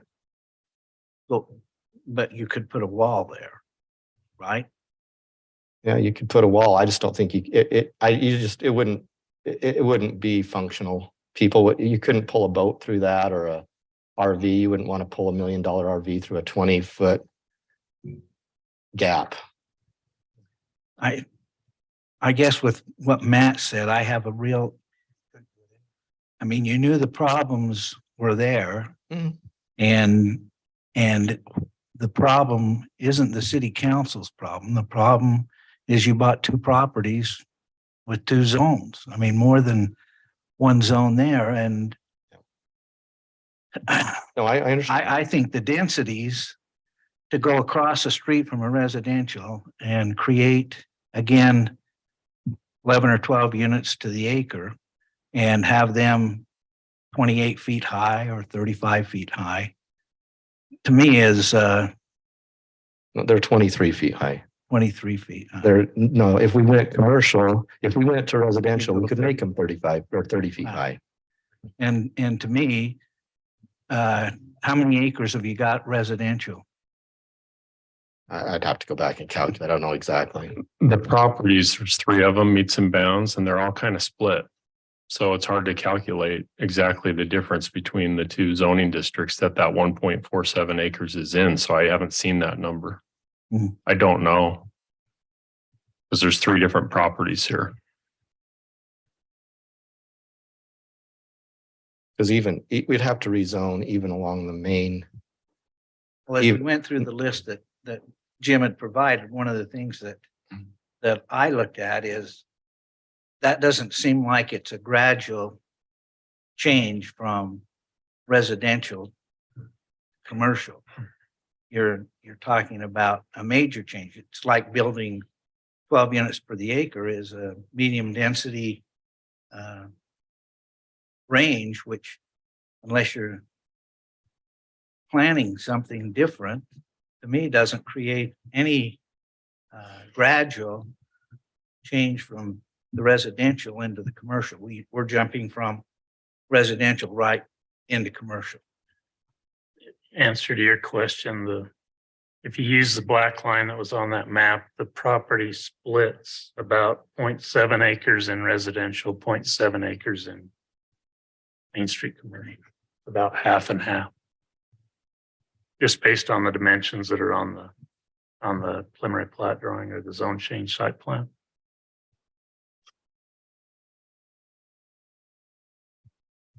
And I ask for chief on commercial, we would require 2 accesses for commercial. And is it 25 feet of width? What's the width needed? Yeah, 25 feet and then 2 accesses, like this could obviously has the emergency access, but But if it was broke up residential there, we would have no access into that off the bag. And I don't think we've got the width to. For So fire. the city doesn't allow you can't have commercial access from Arrowhead. That was the agreement. That's part of why we've made just an emergency exit only. So you can't have the commercial. We've had others along Arrowhead Trail, such as Jim's RV and other properties up there. None of them have their commercial access to Arrowhead Trail. They all access off of Santa Clara. So the question just to make sure I understand, the question he's asking is if you did say R16 lots on Arrowhead, just on Arrowhead, with the reduced setbacks that we have in that zone, you would not be able to have the 2 ingress egress access on the back edge because you can only have the 1 access off of lava flow, correct? correct. Off the Arrowhead, you wouldn't have access, correct? And you wouldn't have the width where it's 25 feet, isn't it? The fire access Correct. is 25 feet. Yes, generally, and then, Plus they'd need turn radius inside of there, which they couldn't get. Yeah, I don't, yeah. And that's hammerhead why- or, going back to Councilman Drake's kind of comment earlier, and if this was all commercial, I mean, let's say, take away the access off Arrowhead, let's assume commercial, you could do that. And we were coming in with the Lululemon and different stuff. I mean, serious, that's going to generate tax income and revenue. Are we supporting that just so we can get the tax revenue? I'm not in favor of changing the zones. I'm trying to figure out how to access it. I know in a residential zone, you've got to be able to access fire down sides. That goes directly back into the commercial that's there.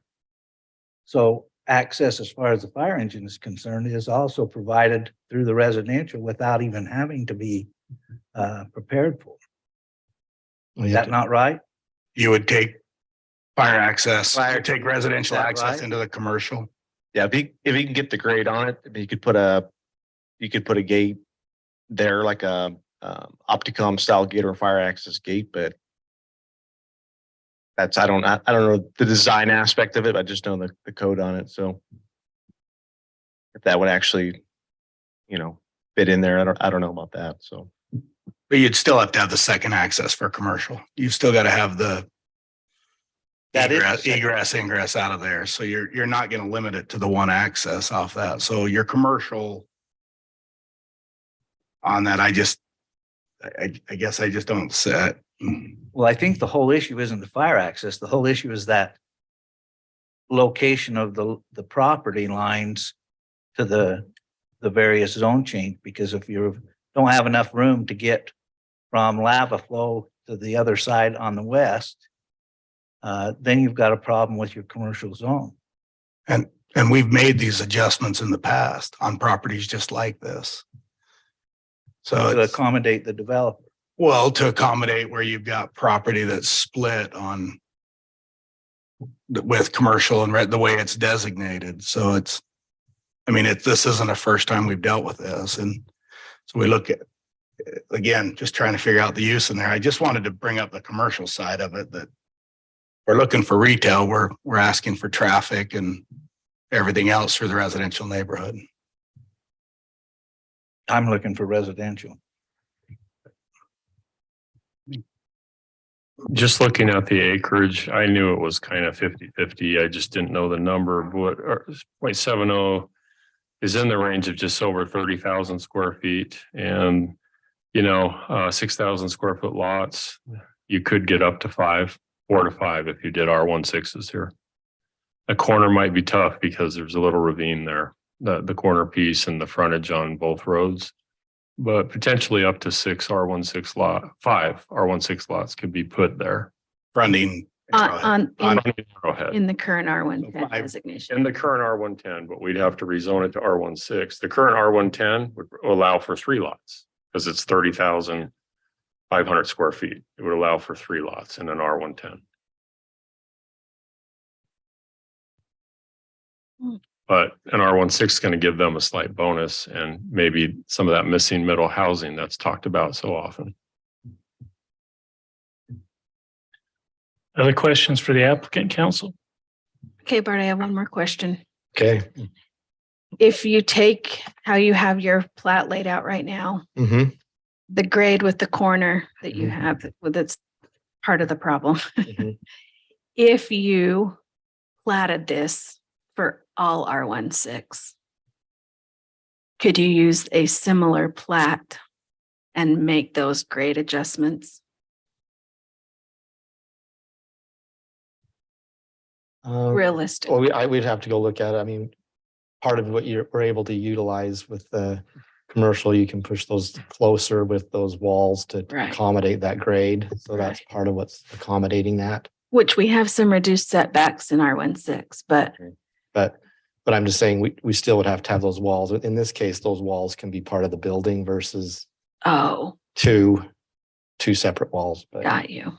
we don't, that's the biggest difference. Have you looked at it? Have you considered it? We really haven't, just Okay. because that wasn't even an option when we started this a year ago.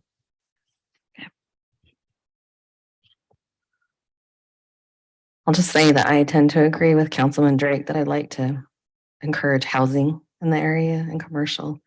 I can appreciate that you've taken time on this and tried to make it a really nice project, and I do appreciate that. But with the recommendations from the Planning Commission and there not being any transitions between the zones, I'm a little worried about it. And also that it was purchased. I mean, we knew what the zone was when it was purchased, so those are my feelings. Okay. Questions? Other questions? Jim, what's the zone on Austin's piece? Austin is in the planned development commercial. And so is the portion that is shown as MSC on this map is PDC. planned develop, is PDC as well. And as you know, Austin has this property, but he's also got another parcel that's between the thrift store and Lammy's Right. up there. So he's got a couple pieces.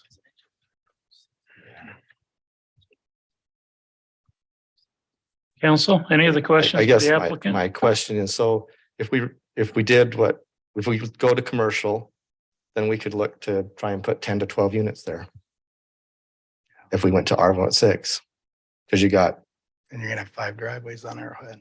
so we can put 5 driveways. We'll try and get, I mean, that's what you're saying you'd prefer is 10 to 12 housing units versus 17 man caves. So because impact wise, that's going to be a significant difference from a traffic perspective. And I mean, your infrastructure is going to be your roads are going to have a lot more impact with 10 housing units than 17 man caves. So that would be, that's what I'm hearing that the council, what you're saying is that you'd sooner have that a lot more traffic and some housing, which will probably be rentals versus something that's owned and accommodated. I'm just making a statement. And I don't know that it would be rentals. I mean, we're in a housing crisis. They would all be rentals because every house on that, there's a lot of rentals on that street. Well, I mean, half the houses on Narrowhead Trail are rentals. That's assuming that you get the 6th zone. I mean, as far as I'm concerned, you bought it with commercial and residential. We'll leave the one residential as is and the commercial as is. You do with it what you want. Okay. So we wouldn't give them the R16, just so we don't run them through this again after a year of elevations and renderings. I mean, it's, well, I'll wait till we comment, but R16 just requires a legal description. Doesn't require even a lot layout or elevations or anything, just the legal of the boundary.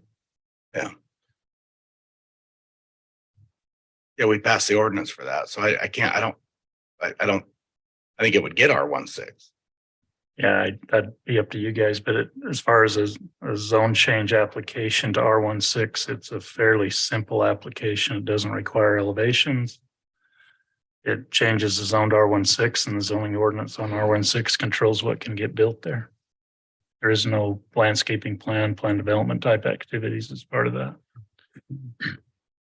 Yeah, he would need to go through, well, I believe a general plan amendment though, to get to that density though. So we'd be back coming through a general plan amendment to get to medium It's density. LDR, yeah. So you'd have to go through and get an MDR and then do the zone change. But it could be done in succession or potentially in parallel. I mean, there's options. But And I don't mean to seem so hard, but it seems to me like we have a residential area that ought to be protected residential across the street. And with what you're proposing, I think it's great if we're in a different location, but and Councilman, I can understand what you're saying. My only concern with your comments are your comment is putting the property behind. If you're saying, I want to just leave it commercial, you're basically saying, I want it to be vacant forever because you can't get there. I mean, that's what you're saying. but that's how you bought it. No, I understand how we bought it. I'm just saying, that's what you're saying. You would sooner see it vacant than have commercial. Or you might sell it to the adjacent property owner. They may be able to do something with it too. Okay. Okay. Questions for Bart? Thank you, Bart. Thank you. Appreciate your time. Additional discussion, council? Anybody want to take a stab at a motion? I don't want to make a motion, but I just want to reiterate the comments that you take this piece to residential, you are gonna, I mean, what's being proposed, in my opinion, is a great transition in an area. You've got very little traffic. It's just coming out on Arrowhead that is a road that needs very little traffic. I mean, you've addressed drainage, you've addressed all that, and aesthetically, you've got something there that's very pleasing to the eye with zero driveways coming out there into a fairly busy intersection there. I don't, looking through these, and we'll agree to disagree, but I don't feel some of these answers on here are correct from a development side. I think this parcel does have difficulties, and it does require some type of mitigation in there. On that, you're not going to go put large lots. I guess you can try on that piece, but it's just not the parcel for this. So, I'd be interested in seeing the traffic study, but I just know if I'm living somewhere close to this, I would take what's being proposed all day over an R16 zone with 12 units or 8 units, 10 units, whatever, go in there with probably 5 of those that are going to front Arrowhead with driveways. And again, those have the setbacks of 20-foot driveways. Those have all the reduced setbacks that we've allowed in there. And under what was approved, we would probably approve an R16 zone there.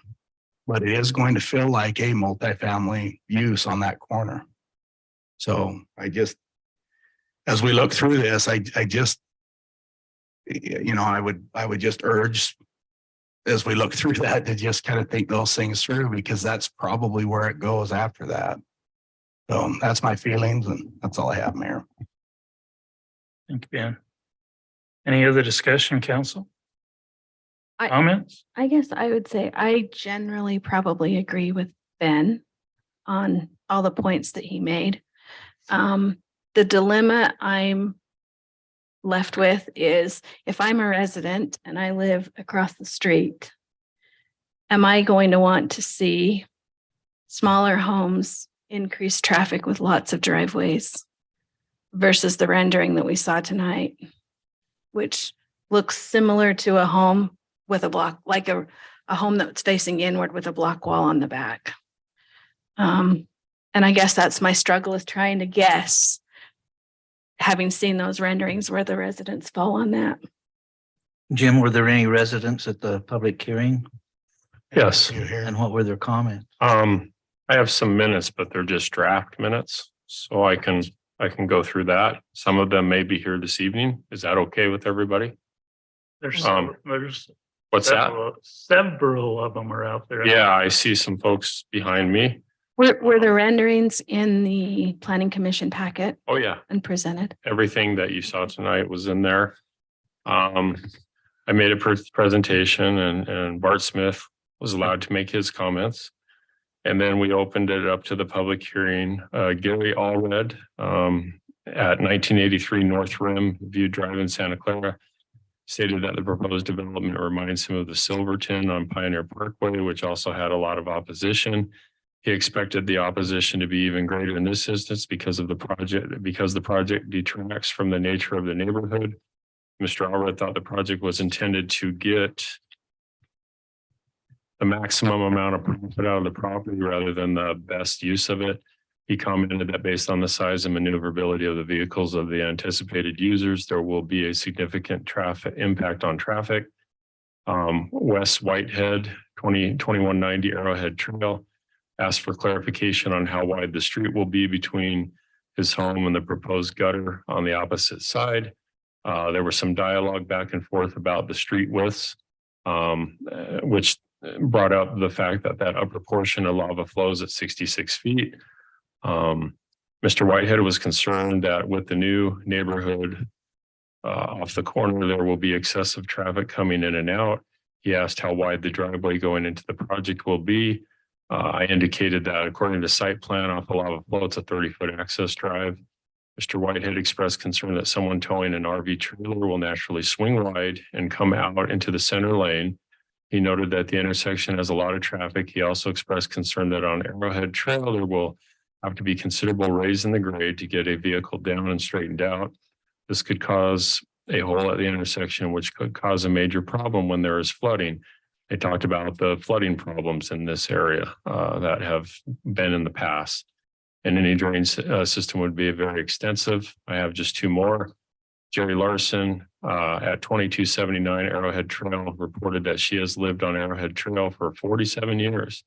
She agreed with Mr. Whitehead's concerns about the potential for flooding. She would much prefer to have the commercial area developed as residential here. She did not support turning the residential area into commercial. Clark Entz gave his address at 2424 Vineyard Drive, reporting that he has a rental home at 2271 Arrowhead Trail. And for some of the units are owner occupied on Arrowhead and others are rentals. It's a mix. He thought the income to the city as a tax base would be better as a commercial unit than residential. for that I don't think, in this particular instance, we've covered that already. It really doesn't provide any benefit. He stated, however, that he shared Mr. Whitehead's concerns. He pointed out that when new subdivision goes in on Country Lane, regardless of whether it goes on to Santa Clara Drive or terminates on Arrowhead, there will be significant increases in traffic. He also agreed with Mr. Whitehead that if drivers bring in a fifth wheel or 3-axle trailer in, anything over 30 feet in length will be a major problem in terms of accessing the site. The project was a good idea and provides a good transition from residential commercial. If the access and increased traffic could be adjusted, he would suggest the city approve it. He expressed concern about the access and potential for flooding.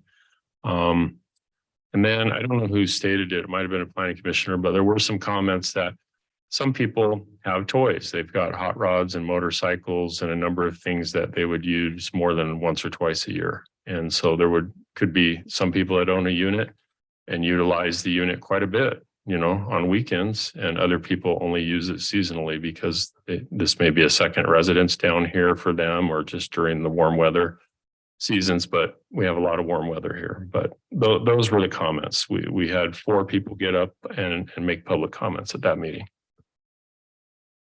Thank you.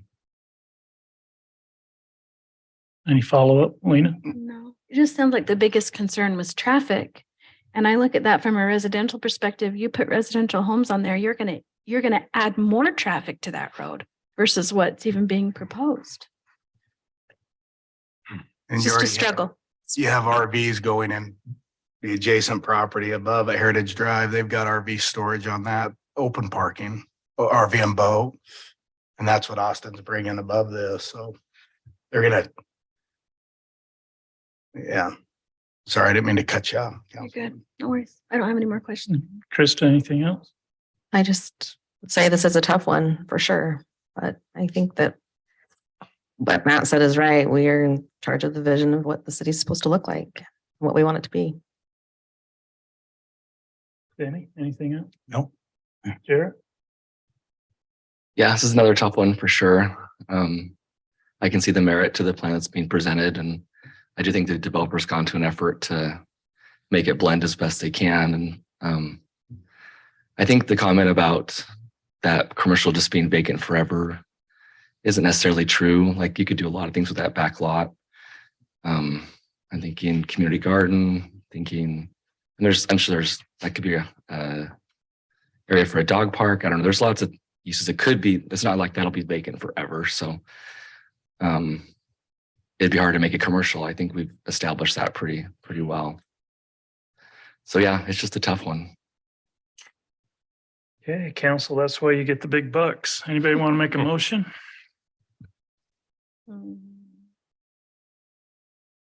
Well, I move that we support the staff and the planning commission in their denial of the zone change. I'll second that. Got a motion by Denny and a second by Krista you're talking deny the general plan amendment and the zone change, correct? Correct. Yes. To deny both the general plan amendment and the rezoning application for the properties presented. Any question on that motion? I just want the applicant's rights after whether approved or denied. I guess if it goes through a denial, You can. what change do they have for? You can change it and bring it back. There isn't a time limit or anything like that. The only time limit is if he came back, I think, with the exact same request. All right. There's 1 year. a 1 year time period on that, but if he changes it, it can come back. Any other questions? Roll call. Jarrett, Aye. Denny, Aye. Krista, Aye. Lena, Aye. Ben. Nay. Okay, the request has been denied 4-1 by my count. 106. Okay, council, item number 6, discussion and action considering the approval of phase 1 Vineyard Drive reconstruction for the low bid from Whitaker Construction in the amount of $261,000 689. Dustin? Good evening, Mayor and Council. We had a meeting last week with about 28 Vineyard Drive residents, with the mayor, myself, Councilman Wade, Councilman Shakespeare. Came down to the consensus. We took a vote. 0 were in favor of the SID. 7 were in favor of paying for their curb gutter and sidewalk. And everyone in the room was in favor for the city paying for curb and gutter, and they'd pay for sidewalk. With that being said, I'd like to move forward with Whitaker's construction low bid of 261 to finish phase 1. City pays for curb and gutter, residents pay for the sidewalk. Council, let me add to that. It was a good meeting with the residents, and hey, take it, if you need to talk, we need to hear.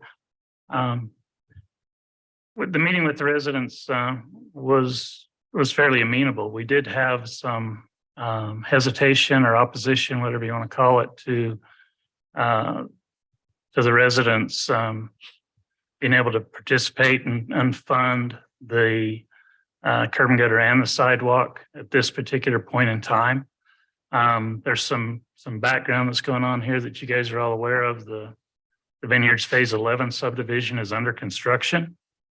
As we speak, the new water line has been built down through there. They had some problems out there night before last with under the water line construction. Fire hydrant was damaged and Bruce Anderson's basement was flooded overnight. The contractor has stepped up and is prepared to take care of the damages. But it goes to show, Dustin has a piece of the pipe up in his office. If you want to see how bad that water line was, that was in there, it's pitted and corroded, and there's no thrust blocks. There's no joint restraints. So it's just a bomb ready to go off pretty much at any time. So the water line's been replaced. The street's tore up. It's closed just to local traffic right now. What Dustin's asking tonight was approved by the residents that were there. And this is only for the reach from basically the new intersection at the entrance of Vineyards 11 up to Black Rock Circle. Goes around the corner just a little bit to about Clark Ance's. Okay, so it goes across Smoot, Andrea's and Olson's at that phase. Okay. This amount of fund would allow the city to move forward and put in the other side of the road at the same time that Vineyards 11 puts in their side of the road. So you would have the construction could happen at one time. You wouldn't have to phase 1 and then come back with the other, or delay one to do it later. And that road's in, when they get that water line done, there's not going to be much left of that road. Correct. It's pretty well toast. Yeah. So we've either got to go back with a fairly extensive patch, or we've got to redo the road. I think the timing is right now to redo the road into that scenario. We discussed with the residents the ability of the city to do this phase at the same time that Vineyards 11 is built, and to do the phase opposite the Laguna subdivision that Jason Lindsay is building on the other end this year. So this fiscal year, and then go to the budget process this winter and look at doing the section in the middle next fiscal year under the same plan. So that it's basically, you start on the ends and you work together, and the time the whole project's done, it's done. And I think that there's support with residents to do it. We may have to work with a few of them, but we've got sidewalks the last thing that goes in. So we've got 4 or 5 months to work with some of the residents on there that may have a little trouble coming up with that money. I really don't want to look at the special improvement district and putting the city in a position of being a lender and having, if someone is unable to make their assessments, basically foreclose on their home, sell it to pay the assessments and put them on the street. I think that with the plan that Dustin's worked up and the way that he and Brock have been working together on a budget, with the amount of money that's coming to this project from impact fees, a lot of this are impact fee eligible because of the new development in the area. With the money we've got in some of the stormwater funds that we're paying for anyway, Yep. And the city crew's ability to do a lot of these improvements that I really feel strongly that this is the right way and go, and we ought to recommend the award. He's bid the project to 3 contractors. Mhm. This is the low bid. A little bit. That we go ahead and make that award to Whitaker and get this piece of vineyard done. So we don't have to meet and talk about it anymore. And of that 260, we'll get back 40,000 from the sidewalk reimbursement from the residents. So this amount includes the sidewalk cost? Yes, because we'll have to pay it up front and then accrue it from them. How many homes are included in the phase? About 13. How will those funds be collected? Just That's billed every month, or how does that work? who's collecting. Well, we're gonna, so based on the meeting that the residents there were in favor of it. Matt's gonna draft a letter that we'll take out to each of the residents to signing their agreement. So they'd have, we could work options in that, but it could be something that is, some might say, we'll want to pay up front. Otherwise, we might be able to do it over a time period that they can pay. We'd have to go down and sit down with each one of the residents and look at what their costs will be with their frontage. So Would we have them sign an agreement up front before we start the work so that they understand they're obligated to pay for the sidewalk cost? no, because I think with tonight, I mean, we're awarding the bid, we're moving forward with the project. So We're not ensuring that they're paying beforehand, though. there may be some that, We probably won't put it in. We can hold the construction of the sidewalk and it'll be just like Lava Flow Drive and portions of Arrowhead until they have the funds to put the sidewalk in. That's the worst case. I'm fairly confident that we're going to be able to get the money to get the sidewalk put in all at once, just based on the feedback we received from the residents and meetings we've had with the residents in the past. I told the staff today that I'll go door to door and work on the collection of the funds myself. My wife says I can't leave this seat until that's done. And so that. I'll go with you.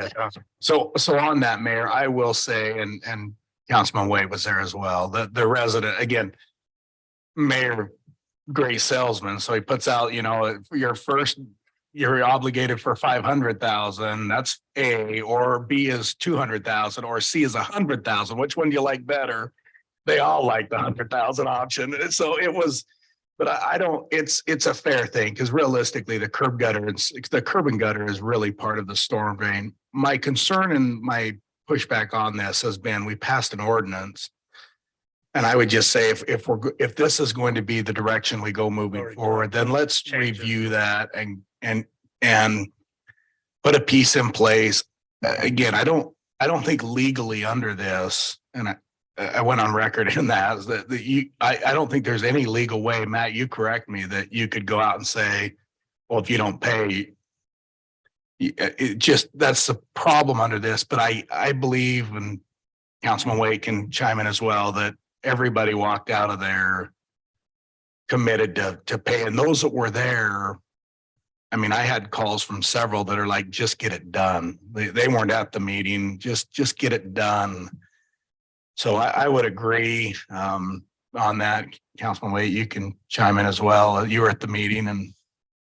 Yeah, and one thing I've thought about since that meeting is in a lot of communities, you'll have like where sidewalks all broken up over time, and it's the homeowner's responsibility to just fix that sidewalk in front of their street or in front of their house. My in-laws are dealing with that up in Idaho right now. Here, once the sidewalk's built, it's the city's obligation from that point forward. Yeah, so I'm just saying this is kind of that good in between where in some communities you'd have to fix your own sidewalk. And so at least here, that seemed like a pretty good compromise with these residents. And I mean, the argument was made by several residents, like we've lived here a long time and why are we getting penalized and have to pay all this money? And again, this is a pretty good compromise where they do have to put some skin in the game, but it's not as much as it really could be or should be in some people's views. What's included in the bid? We don't have the packet here other than the price. Is this everything? Can you find it, Brock? I'll just run down through it. It's mobilization, surveying, traffic control, pulverizing the old road, export, excess. We've already done all the water. It's some 18-inch storm drain, an inlet box, 30-inch curb, the sidewalk, And then the nice thing about this is it's including the drive approach. So they're going to make the connection from the sidewalk to the existing driveway, which we have fought with that on previous jobs, trying to get the homeowner to do it, and it doesn't work out. The flat work removal and replace asphalt and manhole and valve collaring. It's pretty much everything we need to finish it. It's everything. There was one thing that Ben and I talked about, is what do you do with the residents that already put in their sidewalk on that street? Yeah, Has that been discussed? they won't have to pay it. Like, there's only, on this particular reach, Nick Lang's piece is the only sidewalk that's in place. And it won't match grade. It's got to come Yeah, out. it's gonna have to come out because it's not in the right place and doesn't match the grade, but he went to the expense of putting it in the past, and so we're not gonna double charge him for that. Okay. I think it was a great meeting. And I think like I said, if that's the direction and we feel like we've got the funds, it'd be fantastic to get these roads done. I mean, this is long overdue. So I think, and that's actually a really good bid. It is. Yeah. They're there already. They want the work. They're slow. Yeah, they're already mowed on site. Mhm. Yes. Vineyard's gonna be tore up for a year. Run down that. Yeah, but it's a year. I mean, it could be. So It's been 20 years in the It's making. been 15. I mean, yeah, it's been. So how do we address I mean, we probably don't want to, we just need to approve here. We can look at the sidewalk and all that on a Yeah, we different. talked about that in the staff meeting today, and Matt's gonna go back and post some language changes inside that existing ordinance. So we'll bring that to you. We've also got the second phase that Dustin will be bringing back to you, the contract award for the piece opposite the Laguna subdivision. That'll come back to you Bring shortly. that in 2 weeks. And then, well, go ahead. They've had the pre-construction meeting on that subdivision, and so you'll see, I anticipate you'll see the grading and the excavation and that type of work start very quickly. Did they give you a start date? Now they haven't done their permits or NOI or SWIP yet, so that falls in their court. Yeah, But I'm we get to guessing go ahead that's- once you get that. That's weeks away as well. And so we'll see that end get tore up, and it's gonna really get messy down there because both sides will have construction tore up all the way through, so. And the contractor for that was low bid on that section by $20,000. So I'll bring that to you for your approval also. Then I also got word from Whitaker that they'll do water line on phase 3 for the same price they're doing 1 and 2. So I'll bring that to you at the same time. And that was going to be my same question my next question was, I mean, does it make sense to try to, even though we have, for budgeting reasons, you really need to put these in calendar years, but The water Does it- line. does it make sense to get the same numbers, and because they're here, it just. On the water line, Brock has obligated some of our ARPA funds, like they're supposed to go for water and wastewater upgrades for that, for all of it. I was just saying, it'd be nice to have, Whatever we can get done, well, that's what I'm saying. I mean, it probably takes them through the budget year to get there, but it seems like we need to, I mean, we're moving at a pace to do it over 2 calendar years, budget years, I guess. At the budget retreat, that's my number one thing is putting money in to get phase 2 done. We'll talk then. I'll bring my wallet. And I guess we can share that Mayor said no addresses will change. yeah, I mean, the biggest concern at the start of the meeting was nobody wanted their address to change, and there's a way that, I mean, it's like whatever you guys want it to be at that point. The Vineyard will come down to the intersection, and then you'll turn right to go on Vineyard, and Claude Drive Mhm. will be the left. And so we'll have a special street sign there. And then Vineyard will continue up, and then it'll go around the corner and take off just like it does now. So none of the existing homes' address will change at all. They'll all stay just like they are. We'll have to come up with a new street name from the road that goes from Vineyard to Arrowhead. Won't be Claude Drive. So Rosenberg traffic, Road. well, I threw out Lois Lane and what was the Also way. Ross Away. Can't ride drive. We threw out a bunch of them that night, but we'll come up with a new street name and then it'll do the same thing at that intersection. I really don't want to change Vineyard. Vineyard has been there forever. It's one of the historic valley roads, fed the orchards. Let's leave it alone. The guys that navigate on this will figure it out. No, That'd be the biggest impact.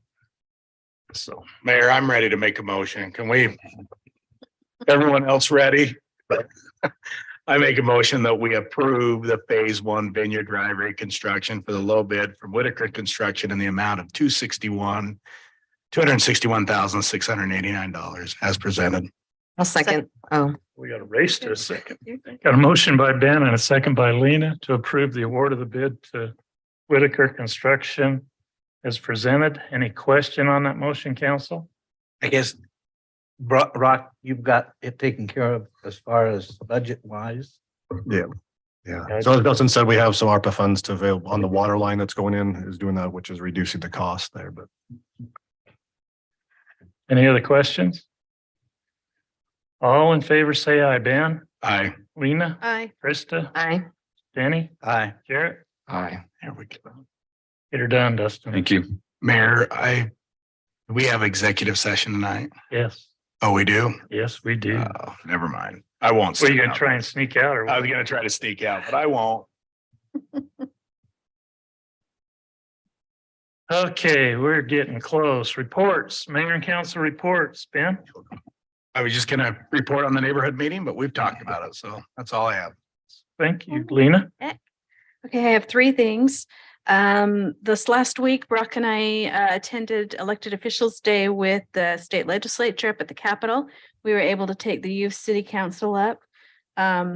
They really enjoyed it. They participated in some mock committee meetings and had to design a city, and anyways, their eyes were quite opened. We did take them for dinner and they did have the beautiful disaster for dessert. Yeah. So we thought of you while we were there. That was the Nutella thing at the Slackwater. Okay. Anyways, very good. So anyways, they're doing a great job. They will be coming to council in March for a meeting. So the information for the fair, we have been invited to participate in the parade. The parade is on the 18th of April. So for royalty, if they want to have the royalty in a float in the parade, they need to go to the fair website and submit the application online now. They're not accepting them any other way. So if you'll make sure Monica or whoever knows to do that. And then I was asked if we want to have a council float in the parade. So I'm bringing that before all of you. Do we want to take our fire truck and go over and I like the fire truck better than the float. Yeah, fire truck. Maybe. can we get over there? That clear to Okay. Washington? You get the fire truck over, that's quite a ways from the pump barn. Okay, so you all need to mark your calendars then for April 18th. It's in the evening. It starts at the Washington Rec Center and then it meanders down through Washington and it ends at the Veterans Park. That's the kickoff. I don't remember the time. I'll get back with you on that. And I don't know if they allow, I guess I can check with Mayor Staley and see if they allow candy. Brock, you might have to add a line item to your budget for candy for that float. What's the date Remember that again? We're good shoppers of candy. Truck. The 18th of April. The Tuesday. It's a Tuesday Okay. because the fair kicks off on Wednesday. And then lastly, with the legislative session starting, LPC, I'm meeting every Monday now for LPC. I won't bore you with everything that's going on, but there is one highlight right now, which is House Bill 21, which you may all be aware of. It's an amendment to the Open and Public Meetings Act. If you aren't familiar with it, basically they are wanting to allow reasonable public comment at all city council meetings with the exception of a work meeting and planning commission. And we would have to enact it by ordinance before the 1st of July. It's passed out of committee. It's been read on the House floor. And so they're waiting for votes. It's had very positive feedback. I suspect it's one that will in some variety get passed. So just FYI, that's probably the hottest one right now. The housing bills are still being written. They've not been presented yet. And that is all I have. Okay, thank you, Lena. You're welcome. Krista? I don't have anything to report. Okay, Danny? Two things. The solid waste district again is working on plans for the changes out in the solid waste. There'll be a new building and we have a new cell already created. Again, we're doing a review of the budget and we'll be back. I'll get back with you on that. Second thing is we've visited again with the Virgin River Land Trust, talking about conservation easements. If it's something that we want to do, we certainly can pursue it as quickly as you. Just need a willing They're willing. seller. Is Haven's willing? Well, we haven't visited with individuals, but yes, they are willing. But we were talking about the city properties that you were talking Oh, about. okay. Like the lava. Right. Okay. That's Okay, all. Anything else? Okay, thank you. Jared? I don't have anything. Okay, the water working group has met a couple more times since last council meeting. We managed to plow through the amendments to the regional water supply agreement with the exception of the will serve letters and the water acquisition policy. The two things that Matt had comments on, we can't get around to. But I forwarded it on to Matt and Brock. Matt's gonna look at it in more detail. There's been a lot of discussion, a ton of discussion and a few changes. I don't see them being really super significant relative to Santa Clara. They're really significant in some of the other cities. So we're meeting again on Friday. Hopefully we'll be able to get to a place where we can agree on the will serves. They've requested an updated vacant property report or vacant lots. How many lots have we got out there that are vested for a water connection right now? And then what our plannings periods are. They've asked that by the 1st of February. Jamie's working on that upstairs. And really, she's doing a good deep dive on it, which I appreciate because I think some of the other numbers have looked really good at the development, but they've ignored the existing, what's out there on that's already there that we're committed to, been left off the list. A lot of the development agreements that we've approved in Santa Clara do not vest their water connection by agreement, or there anything that they had approved has lapsed. And so that list was about 3,600. And I think it's going to drop down to less than 1,000. So everybody will have to earn their water connection and that'll make them subject to the will serve letters. So that's a good thing in my mind, as far as being able to meet bend that curve, that curve on the water supply agreement so that we're in a little better shape. We met with Dennis Fry today and talked about the fruit stand and basically put him on notice that we're going to take out the parking in front of the fruit stand that's inside the public right of way. We'll work with him on site to be able to facilitate replacing that parking on their project in some shape or form. He's meeting with the family again. They've talked a little bit about their master plan for that site. And so there'll be more meetings to come on that, but we do want to get those angle parking off the main drag before somebody gets killed. And we want to get that taken care of before the fruit stand opens in Memorial Day. So kind of be aware of that. Flood Control Authority TAC met today, talking about projects that are ongoing right now. We don't have anything ongoing right now, but that money is available, Dustin, for the we want to do some testing out there at the pond to remove that sediment. So that is approved in the budget. Met with the mayors and the Home Builders Association this morning and kind of got the view of the picture from their side. And they've got some interesting information I'll bring back to you and share with you in maybe the budget retreat or in the work meeting on kind of the recent growth, some of the cause of the recent growth and some of the impacts that's attributing to the attainable housing issues that we're getting. And everything else. So I thought it was a good productive meeting to get everybody in the same room up there today. And I think that's all that I have. Brock, I have anything else? No. Just LPC, as Lena said, we're meeting. There's a few things coming that happen, some with retirement, in public safety retirement that could have a fiscal impact to us ongoing. We'll see what happens there. But yeah, it's early, but a lot of interesting things happening, especially specifically the land uses, a lot of discussion. So. Okay. We do need an executive session tonight Yes, to pending litigation.